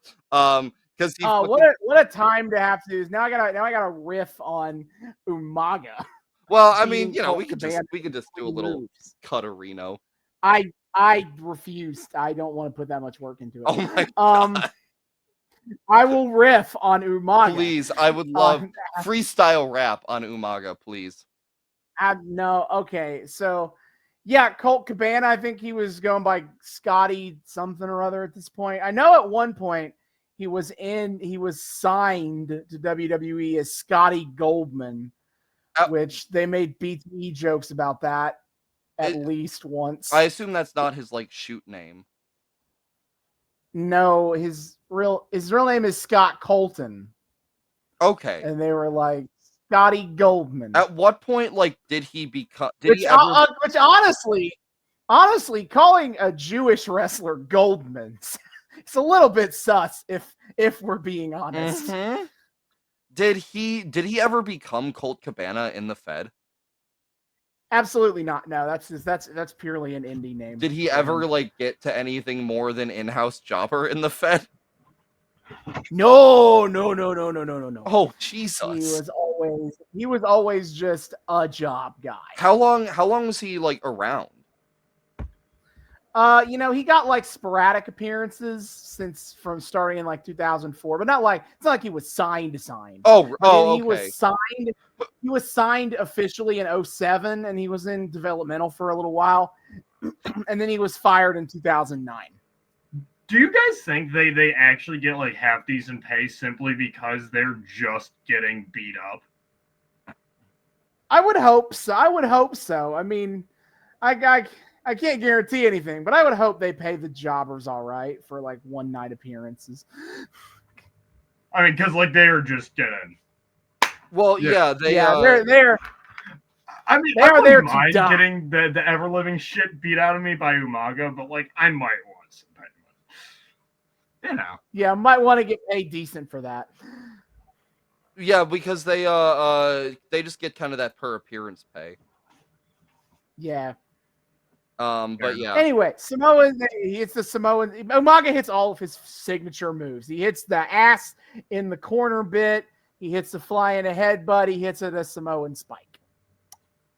Yeah, he murders. He looks at Colt Cabana and he goes boom boom. Thank you very much.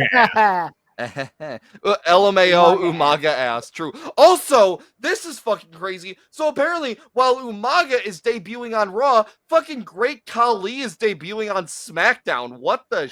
Yeah, ripped WWE magazine. First of all, second of all, Mark Henry tried to get a rematch with the Undertaker on SmackDown, and it was interrupted by the debut of the Great Khali, who hasn't become funny dancing guy yet. So he is now a serious monster threat. He has the chop where he chops you in the head and you die. Yeah, he he came out. The turnbuckle square off the ring. Yeah, what was that? Seriously. And I was wild. what the fuck? Well, I know he's been fucking heavyweight champ because he was in that goddamn unification ceremony when we were doing Yes Movement. So he had to have been noted former world champion the Great Khali. Before he teams up with Hornswoggle, and it's ha, tall and small. I am tall, funny dancing guy. True. Then another WWE recap brought to us by Bowflex. Shout out to 2000's infomercial. Man, you know Vince is a Bowflex girly. You know that Vince that Bowflex shit. Also, and we didn't just use it for laundry.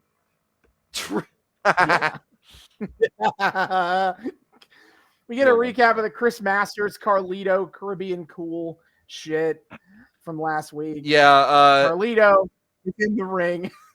And he's basically just like and again in what could have been like a build up to actually wait, did they announce the match for Backlash yet?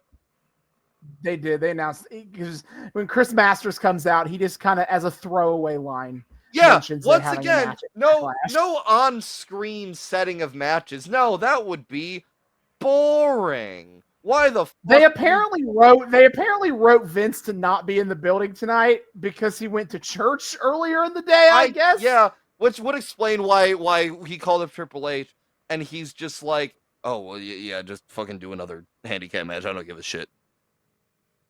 He just booked the show on like repeat from last week because he can't come in to work. Yes. So we're doing Carlito is like, hey, last week I went on a bit of a diet. I lost about 275 pounds of dead weight. And the fact is, Chris Masters is not cool. Yeah. And then Masters comes out and he's like, I'm not going to beat you up yet, at least. Carlito is a bad friend, sad face.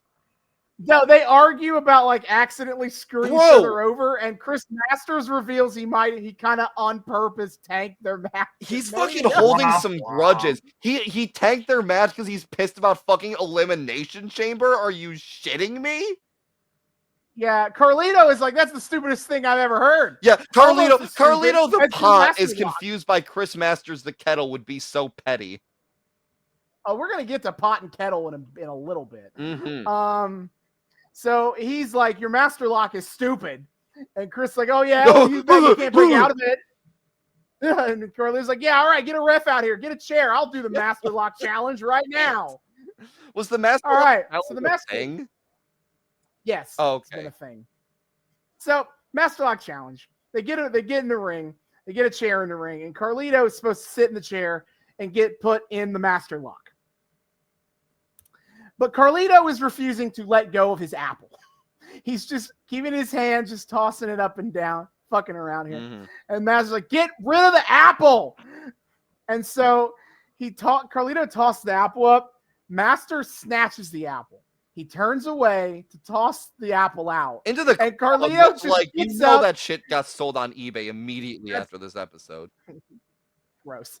Carlito grabs the chair and just brains Masters in the head with the chair. It looked like one of those hits where it actually connected for realsies. Oh yeah, I mean, extremely unprotected headshot happening here. Carlito said "fucking die." Actually, bro, Benoit is gonna save us from having to deal with unprotected. Yeah, baby.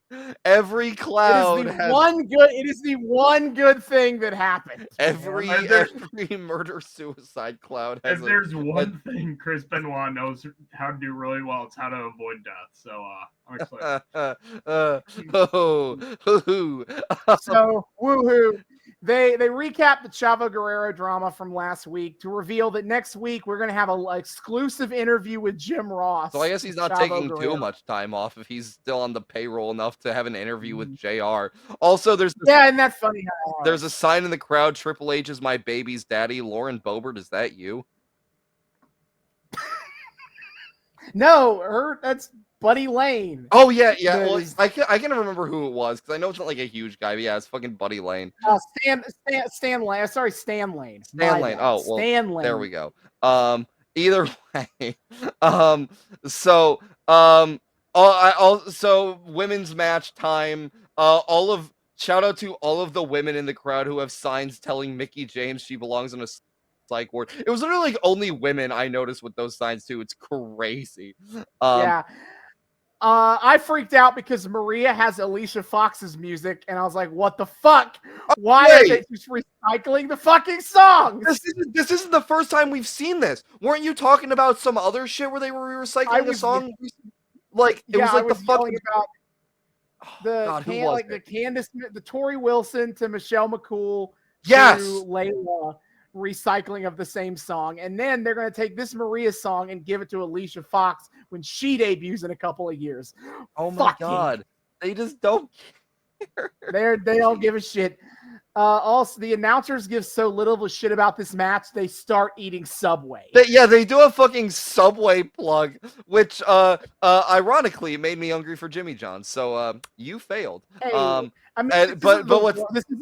as always, this isn't the worst WWE Subway plug there will ever be. They did a skit with Jared, so that's always gonna have to be the worst. I mean, this one was actually kind of cute because Joey Styles is like, oh yeah, we got Subway, and Lawler and Coachman are like, I think you mean we got Subway. You got to call the match, bitch, and then just steal his fucking sandwich.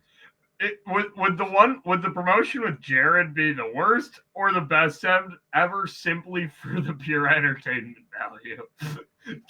I mean, it was probably boring and awkward as shit. It was probably very bad. I don't remember the details, but I'm sure it was a terrible skit. Oh no! Literally just because it's a wrestling thing you can watch and be like, pedophile Subway guy.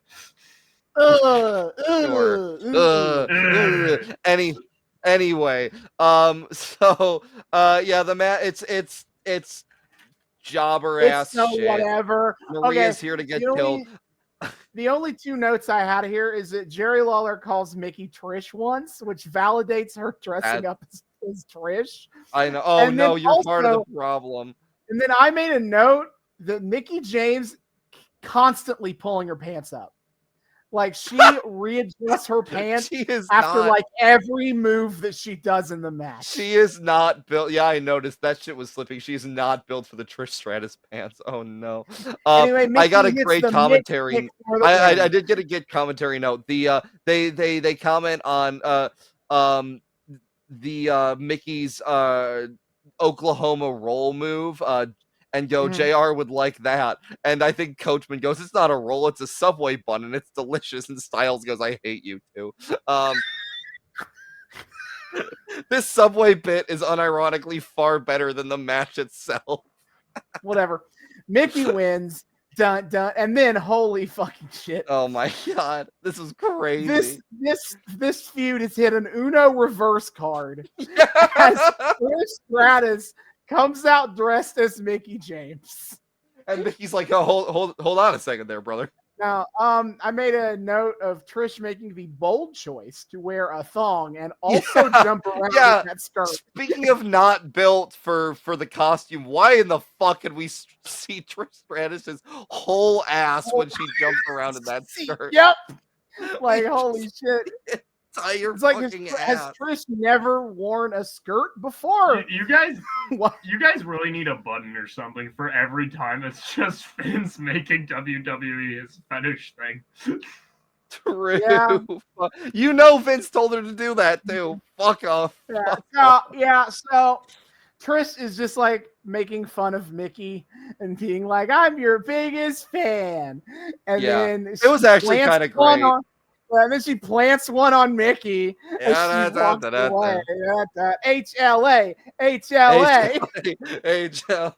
Yeah. Oh shit! I didn't realize Russo was backstage for this one. Bischoff may be gone. Bischoff may be gone forever. But the hot lesbian action is still here on Raw.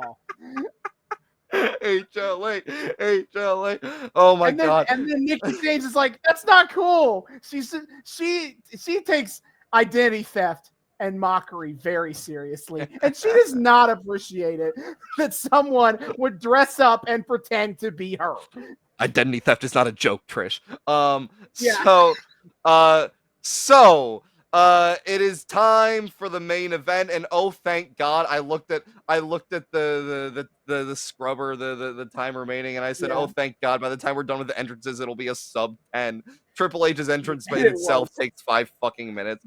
I have to wonder how many people Triple H has gotten sick over the years with the spit spot. Like, every time Triple H was feeling a little sniffly, but he still did the spit spot. How many people in the front row then, like, 2 days later were like, where the fuck did this flu come from? You're acting as if that's not what they want. That's if you're that's true. If you're sitting in the splash zone, you're begging for it. You knew by 2006. You knew what Triple H's entrance was. If you're sitting in the spot where you could get spit on, you knew what might happen. Oh, you want it at that point. Like they sign liability waivers. Anyway, God damn it, Lawler makes an actually funny quip about Cena and because they replay the Cena and Triple H spot from earlier, and Lawler makes an actually funny comment that Cena and Triple H will tag each other by slapping each other in the face. God damn it. I noted that Joey Styles called Lita a sinful sex pot again, and I was like, all right, I guess we're trying to get that one over. Yeah, again. Well, when I said Lita's boobs earlier, that wasn't me trying to be dismissive to Lita. The shirt they put her in is they got her in a shirt.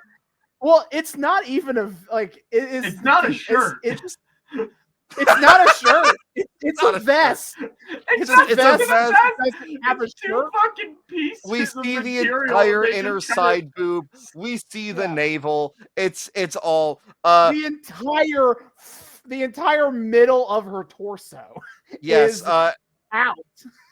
Just fully fucking there. On this, so Edge and Lita make their entrance. On this day, I can see clearly that this is some house show shit. Why is this on my TV? If next week we get a main event handicap match of Cena and Edge versus Triple H, I'm gonna fucking combust. I will be mad if they don't do that. We gotta complete the trio. I will die, actually. Okay, so I also noted that Jerry Lawler was making some stupid point while Edge is making his entrance. The camera cuts to Lita and Jerry Lawler's brain shuts off mid-sentence. He's like, Lita. I love Lita. Puppies. I can see an entire side puppy, JR. I mean, Coachman. For puppies. All right. Oh my fucking God. Love this for him. So as the match starts, Joey Styles is like, hey, John Cena and Triple H don't have to tag. This is a handicap match. And then Triple H stands over in the tag corner, and mid-match, Joey Styles is like, oh, I guess this week the rules are they do have to tag. Oh my God, yeah. Here. Beautiful. Yeah, Vince doesn't give a shit. He's too busy going to church or whatever. So also, like, it was at this point that I was like, man, poor Milwaukee really got a fucking B-tier Raw with like 3 different squash matches. They got and no Shawn Michaels anywhere to be found. Yeah, I know. That's nothing for them to give a shit about except the dudes in the main event. B market Milwaukee. True. They don't get the good shit. Fuck you. See John Cena, who is trying to be out here acting like a hardcore badass. At one point they're on the outside and Edge uses Lita as a human shield, and Cena again showing his whole ass. Oh, I'm a total black-hearted badass. You could have just decked Lita in the face, dude, if you were really that cool. But they're not TVPG yet. There's no way they care that much. Yeah, seriously, no balls. We get a whole thing out of Triple H goes in for the tag, and of course Coachman is like, he's the game, the cerebral assassin, doing his own press releases for him. Fuck off, Coachman. Man, Edge is like fucking holding his own in his match. He's tossing these fuckers around. But whatever. I took match notes. I don't know why I did that. The match's house show is shit. Whatever. Cena. Let's skip to the end, where Cena. I will say that the one thing I do want to shout out in the vein of Edge is tossing these motherfuckers around, he fucking like yeets Triple H. We want to talk about unprotected headshots. This man slams Triple H's whole fucking head into the steel steps. Holy hell, that one sounded Yeah. It was brutal. pretty raw. What? Yeah, Well, like what? a fucking show. Yeah, raw. I will promptly be leaving the podcast. I'm so sorry. Yeah. Great. You're exiled. Fuck you. Yeah. Anyway, Cena gets the hot tag in. He hits the 5. Well, after they moves make of a whole doom. thing out of Triple H refusing to tag in Cena. Yeah, I guess that was technically the story or whatever, but it's I don't care. Who gives a shit? 5 moves of doom, shoulder tackle, tackle, five swing moves, into a suplex, and moves. then you can't see Can't me. see me. It's the five knuckle shuffle. I lost it when he pulled that. It was Yeah, you can't see me. I will forever appreciate the fact that WWE changed the names of all of Cena's moves when they went TVPG, except the one that is named after masturbating. They kept that one. They kept the 5 knuckle shuffle stupid. They as won't it get was. It's a dance. I loved this. I loved that Cena sequence just because it felt like he wasn't even thinking. And he just got it. It's over. Bum, bum, bum. Yeah, bum. Exactly. Like, you can't see me. He's just. It wasn't even a full. It was a. Oh, he's down. Oh, bye. Need to get on the rope. It's like, well, this is like the Hulk Hogan finisher sequence shit. Instead of hulking up and going, Cena just does it. Like he doesn't even have a fucking warning. He just goes. Anyway, Cena sets up for the FU, which is of course the. Well, yeah, I didn't fucking realize they were still calling it like. I mean, it makes sense, but I was like, I don't think I've ever actually heard it called the FU before because we've only like really watched PG era Cena before. Sure. But Triple H gets up because he was knocked down. He gets up and he pulls Edge away from Cena because he wants the glory on this one. He hits the pedigree on Edge, and Cena just smoothly hits Triple H with the FU. He walks over and he locks in the STFU onto Edge, and Edge taps out. And so now Edge has eaten a pin since WrestleMania. Waka waka. And they don't do any drama after the match. I kind of expected that, but Triple H just sits on the ground and pouts that he didn't get the pin. I know. This needed to happen. This was a worthwhile part of the story. Spin those wheels. Again, what? Who needs the drama of making a big triple threat? You know, when AEW just this past week finally gave the fulfillment of officially making that Swerve versus Hangman versus Samoa Joe triple threat for Revolution, I sat there and I was like, man, that's fine. But I would have really popped if they had just randomly fucking announced it on Twitter and then put these fuckers in a handicap match for no good reason. What are they doing? What is slapped? Fuck off. Oh, okay. Okay. So yeah, that is our episode of Raw. Here we are 2 weeks to Backlash. We still got one more episode to cover on the podcast before we do Backlash. Yes. But for the most part, were these like episodes of Raw and when they were actually leading up to Backlash, was everyone just like, okay, we don't give a shit. We want Backlash. Because they can't shut up about it. To be fair, implying that people give a shit about Backlash is already pushing. Isn't it? We're already pushing it. Yeah. Yeah, but it's an obviously B tier show. It's not WWE's dumbest pay-per-view, and I will because they're just running shit back from Mania with variations. They literally, for a few years, stupid. They literally called it WrestleMania Backlash. That's what it is. They wanted it. That's how much they wanted it to be a WrestleMania epilogue show. It's just WrestleMania's shitty sequel. That's all it is. Nobody gives a shit about Backlash. It's like the morning after a party when you like have a beer because you're like, man, this is gonna be a really good weekend. But then the rest of it sucks. Yeah. Yeah. True. That is what WrestleMania Backlash is. That is a nary a more apt descriptor have I heard. But yeah, Vince is wrestling God, I guess. Yeah. Cool. Fuck you.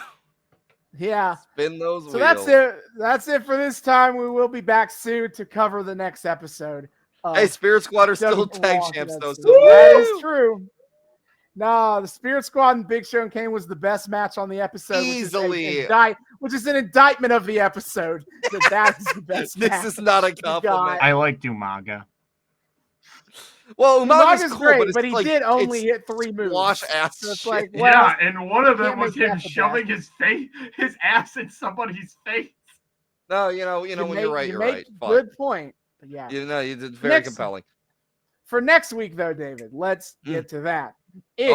So in December, there was this movie that came out, a nice, wholesome holiday classic, The Iron Claw. Oh, hey! You might have heard of it. It was a wholesome movie about family. I stopped watching after the first hour, so I'm pretty sure it was a happy ending. No, I saw it in theaters. Can confirm I was just smiling shipper the whole time. It was not incredibly depressing and did not make me want to trudge right to hell and put a dagger through Fritz von Erich's heart. No, sir. Yeah. But, obviously the Iron Claw, you may be shocked to learn this, David, was based on a real story and real wrestling. Really?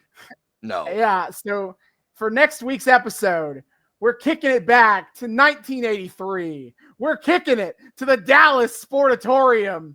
It's the Von Erichs versus the Fabulous Freebirds. It's WCCW. Wait, that's fucking crazy. This is not what I thought we would do when you said we were having a Claire episode, but this is incredible. Yep. Oh shit. That's exciting. That's exciting. Yeah, Pat, thanks for coming on for this episode. Yeah, absolute pleasure. You got anything to plug, my dear brother? Anything you wanna tell us about? Tell the viewing audience to Rush Phi Mu Alpha Sinfonia Men's Music Fraternity of America Incorporated. Absolutely. Yeah. Nice. Absolutely. True. That for whoever listens that applies to. Can confirm that is my brother's only personality trait. So. and go Bills. Go Bills. That's Bills Mafia, baby. Yeah, we'll get them next year. We go into the Super Bowl. Is that what you guys say every year? Shut up. Hey, shut up. Hey, shut your whore mouth. Anyway. I'm just saying the Bengals got to take a few more losses to get to the Bills level. At least our quarterback didn't nope out halfway through the season because his thumb hurt. Joe Burrow's going to get him next year. He's going to get him. It's going to be over. It's so Jover. Until they probably lose the Chiefs again. No, that's our job. It's so Jover. It's Jover. It's gotta be the Bills or the Bengals. One of us gotta lose to the Chiefs. It is the prophecy. But all right. Anyway. That is our episode. David, hit the plugs. Yes, sir. Dear friends, thank you all so much for once again welcoming us or listening to the Noobs and Knockouts podcast. We're so happy to have you here. Returning listeners, viewers, what have you. You know the drill. Thank you all so much for once again welcoming us back into your eardrums, your eyeballs, whatever the hell it is you use to consume our content. We are just so happy to have you here. Returning or new people. Hey, hi, how's it going? Welcome to the show. We here at the Noobs and Knockouts podcast like to think we are friendly to both noobs and knockouts alike. So whether you're brand new to the wild, wacky world of wrestling or you're a veteran of all the weird bullshit, either way, we are just so delighted to have you here. We hope you had a great time. We hope you want to keep coming back to have a great time with us week after week after week. I'm going to make sure you know all the ways to do so. You can find us on YouTube. We are the Noobs and Knockouts podcast on YouTube. Hit subscribe, ring that bell, make sure it turns a nice little solid color so you get notifications every single time we drop a brand new episode. Give us all that sweet engagement of likes and comments and shit. Check out all of our playlists. Austin has been kind enough to organize all of the storylines that we follow into their own separate playlists, so you can follow something all the way down without having to skip around a whole lot. It's great. And hey, you can see our faces on the beautiful video version, as always, the lovely Jerry Lawler effigy that Austin so kindly gifted me for Christmas many moons ago, making his cameo appearances, etc., etc. It's a good time. If you're one of those weirdos, though, that likes the audio-only experience, it's me. I'm one of those weirdos. You can join us on Spotify, Google Podcasts, and Apple Podcasts, three of the best places to find your podcast. Give us a listen there. Download our show so you can listen to us offline. More of that sweet engagement, if you please. Like or reviews and ratings of our show help us out tremendously. Give us those 5 stars, helps us out in the algorithm a little bit, or maybe telling people in the reviews, hey, these guys are pretty cool. Maybe more people should be listening to them. Just a brand new thought I'm having right now.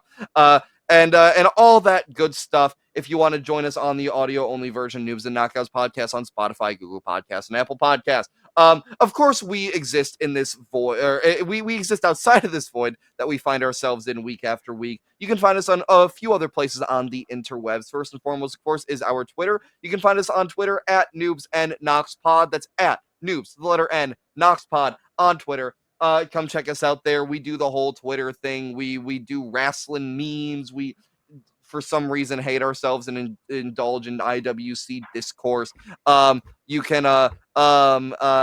we put up a post every single time we drop a brand new episode, so you guys always know what the hell is going on. The highlight of our Twitter, of course, is weekly wrestling live tweeting every Wednesday night at 8 p.m. Eastern. We are watching and tweeting about AEW Dynamite. I can't fucking read what that says. Boobs and backouts. Is that yeah, you got it the wrong way around. Boobs and backouts? Is that what I read? No, yeah. You missed the superior version, Pat, from a while back with one of my friends calling it boobs and cockouts. Thank you. Oh my! That was the husband of our dear. That was the distinguished husband of our dear channel artist. Thank you very much. So anyway, we are tweeting every Wednesday night about AEW Dynamite. On top of that, occasionally on Friday evenings when I have the time, I will watch and tweet about AEW Rampage at 10 p.m. Eastern on TNT, and AEW Collision on Saturday evenings at 8 p.m. Eastern on TNT once again. And just talking all about that. I am a shameless AEW mark, I am sorry to say. Austin, however, being the knockout that he is, likes to follow all of the major promotions in America. The big 3, tell you about what the hell's going on with them, tell you about all their major shows and pay-per-views coming up. Great little resource for all you noobs out there who want to get started on a new show. It's also our excuse to talk a little bit about modern wrestling on the show for a couple minutes every week. So, my friend, what is on the docket coming up? I have had a bad 8 days since the last really time 8 crazy nights. I went from being prepared to make fun of WWE forever, and now I only have to eat my words on that. Also, everything I love about TNA is dead. Yeah. I am a TNA cruiser, and I am in hell. So, because fucking Anthem Sports, TNA's parent company, fired the guy who has been in charge of TNA's revival because they wanted a better corporate presence to help take the brand to the next level. Fuck the Owl. Fuck Anthem Sports. You've done dirty Scott D'Amore, and you will pay for your crimes. He's heading to ROH anyway. It's fine. Whatever. So, TNA every week. That's the next live thing to talk about. Mm-hmm. Total nonstop action. It airs every Thursday. That TNA doesn't stand for anything else. Just total nonstop. No, why? What else would it mean? It airs Thursdays at 8 on Access TV because that's what Anthem Sports owns, and so they're like, that is as good of a channel as we're putting this on. But you know, for a we're gonna take the brand to new heights. I fucking love that shit. What are you guys talking about? Sure. Oh yeah, all those great shows on Access TV. Like TNA, That's it. Anyway, at eight, we'll get a YouTube membership, $1 a month. You can watch all of TNA's shows live on YouTube at 8:30 on Thursdays, commercial free. Also, TNA Plus, their streaming service, they got monthly shows when they're not doing pay-per-views, and upcoming is No Surrender. So far, we got Jordan Grace, the Juggernaut, defending her TNA Knockouts title against Giselle Shaw, cashing in that Ultimate X briefcase thing. Yes. Chris Sabin in Motor City. Yeah, the TNA X Division, defending the X Division Championship against Mustafa Ali. Fired from the E. Yeah. Fired from the E, indeed. Yeah, and he is challenging for the X Division Championship. And then for on TNA, the World Championship in a no surrender rules match, whatever that means. Okay. I just looked it up. It means that the match can only end when one of the participants' respective cornermen throws in the towel on their behalf. Oh, shit. Where Moose will be defending the TNA Championship with his fellow members of the System, Eddie Edwards and Brian Myers, against Alex Shelley, the other half of the Motor City Machine Guns. He just really wants that title back, man. With his bros, Kevin Knight and Kushida. Kushida! Yep, he's still hanging around, still cosplaying as Marty McFly. That's the gimmick. Yeah, he'll have to go back in time and stop Moose from getting the title in the first place, you know? That is the plan. That's the plan. Then WWE Raw airs at 8 on USA Network on Mondays until it goes to Netflix. SmackDown airs at 8 on Fridays on Fox until they go back to USA Network. Oh man, man, that fucking dip in SmackDown viewership is gonna be insane. It's gonna hit like the depth of hell. Yep. But yeah, I was so ready to make fun of them for screwing up Cody Rhodes because Cody Rhodes cucked himself last Friday on SmackDown and was like, but it's fine because they fixed it. They fixed it, and it's going to be Cody and Roman, and The Rock is heel now. It didn't take him It didn't take them 6 months on end to do this shit. Where have we seen this before, Austin? Big movie star celebrity comes in to challenge the world champion when everyone really wants the supposedly plucky underdog. And then they pivot and turn the big movie star heel because whoops-a-doodle, we actually realized that we didn't have to do this to make money. Yeah, so anyway, but their next match show, though, is Elimination Chamber. Oh, Elimination Chamber comes before... Oh, shit. Yeah. I heard February 24th in Perth, Australia. And so far, we got 4 matches. We got the Judgment Day defending their tag titles against the former British Strong Style, Pete Dunne and Tyler Bate. We got Rhea Ripley defending her women's championship against Nia Jax. Disgusting. Oh, good. That's great. But then we have 2 Elimination Chamber matches to determine who will be wrestling for the Rhea Ripley's women's title and Seth Rollins' world title at Mania. Oh, shit. So far, we got Becky and Bianca for the women and Drew McIntyre and Randy Orton for the men. Oh, boy. That's I don't know who gets that, actually. That'll be interesting to see, especially with Seth, baby. Yeah, and you can watch this show live from Australia on the Peacock on February 24th. Have good fun. day. Then AEW upcoming for them is Revolution on March 3rd live on pay-per-view in Greensboro, North Carolina. It's Sting and Darby Allin versus legally TB announced, but definitely the Young Bucks. Nicholas and Matthew Jackson. And Nicholas Jackson. Are they doing? Please call them by their Christian names. Thank you. Are they doing like a face paint stable thing?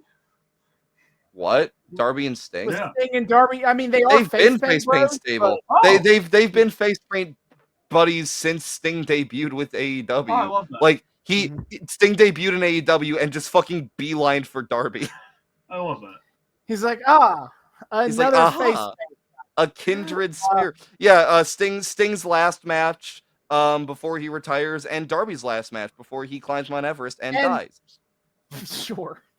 And surely this is going to be Sting's actual last match because he is old enough to claim Social Security. So True. surely I believe this is going to be it. I believe he's not pulling Flair shit. Okay, I choose to believe.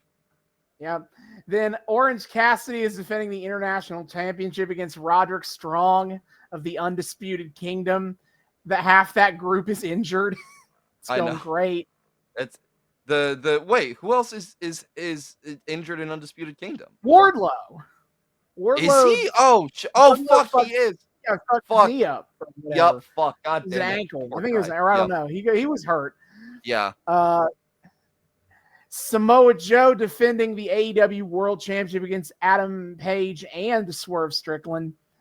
Massive Swerve, respect oh to my God. Hangman, hater of the year material. Yes. To be like, I refuse to let you wrestle more because I don't want you to have a title match. And Fuck it's almost like Swerve broke into his house and like gave his baby Swerve merch or something like that. Yeah, Yeah. but Tony Khan is like, but I swerve when I drive. When I drive, when I swerve, when I So drive. he's like, we're good. Swerve gets his title match.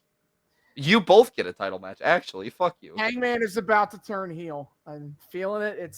We're going. Yeah, I mean, people are talking about it. Again. I will never. I refuse to believe Hangman is doing anything wrong. He will always have my heart. I don't care how good or bad he is. And B, again, I really feel the need to emphasize Swerve broke into this man's house and still has yet to answer for anything. Yeah, but Hangman is a bitch who didn't want to wrestle 5 more minutes. So really, And when you Prince who's Nana- worse, Prince Prince Nana Nana has has a a fun healing dance. dance. So He does the really, dance, and it causes Swerve to get better and heal injuries. So really, who's the real villain here? Thank you. yeah. And then for the AEW Women's Championship, timeless Tony Storm defending Yes! against Deonna Purrazzo. The Virtuosa. They're so gay. Tony Storm has had Virtuosa before, and she is not telling where and from who she got it. Oh my God. Best gimmick ever. Yep. And that's on March 3rd, live on pay-per-view. Hell yeah. Be sure to check all that out. It's a great time. We're going to talk about it all on the over on the Twitter. We love to tell you all about it. Again, great kind of fun way for the noobs of the world to try out their sampler platter. We want to make sure you guys, pick and choose what you like. Pay-per-views can be a good way of getting introduced to things, big storylines finishing up, new storylines starting, great matches all around. Check all that out. And hey, if you like listening to us ramble about wrestling for a bunch of hours on end for some reason, you'll like it over on the Twitter. It carries over pretty fucking substantially. Our voices. We like to think we're pretty fun to watch wrestling with, even virtually. So be sure to check all that out over on the Twitter at Noobs and Knockouts Pod. Of course, if you want to get in more direct and long form contact with us, you can do so at our email address, noobsandknockoutspod@gmail.com. That's noobs, the word and this time, knockoutspod@gmail.com. Tell us what you think about the show, what you want to see us cover on the show, all that good stuff. Tell us how based and red-pilled our hot takes are, just call us stupid or whatever. Start discourse, just say hi. We love people saying hi. We would love to say hi back. noobsandknockoutspod@gmail.com. And of course, finally, if you want to support the show on a more financial level, you can do so on our Patreon. We are also the Noobs and Knockouts Podcast on Patreon. The link for that is in our Twitter. $1 a month, just a single little bone every month gets you early access to episodes and a shout out at the end of each episode. Shout out to friends of the show, the Sugar Daddy and El Lucha Dead Money. He told me that $$ is actually not how it's supposed to be pronounced, but I forget what he said. So I'm gonna say money until he yells at me over Snap DMs. For your contributions to the show means the world to us. We hope you enjoy your perks. If you want to enjoy your perks along with our friends of the show, you can do so nice and easy. Just a single $1 do ain't much out of your pocket, but it sure helps out our show a hell of a lot more than you know. So we greatly appreciate all of that from all of you lovely people. If you want to hop on that, we would greatly appreciate your support. And hey, you get some cool little perks out of it. So be sure to check all that out. Noobs and Knockouts Podcast. The link for that, once again, is in our Twitter. See y'all next time. Hasta luego.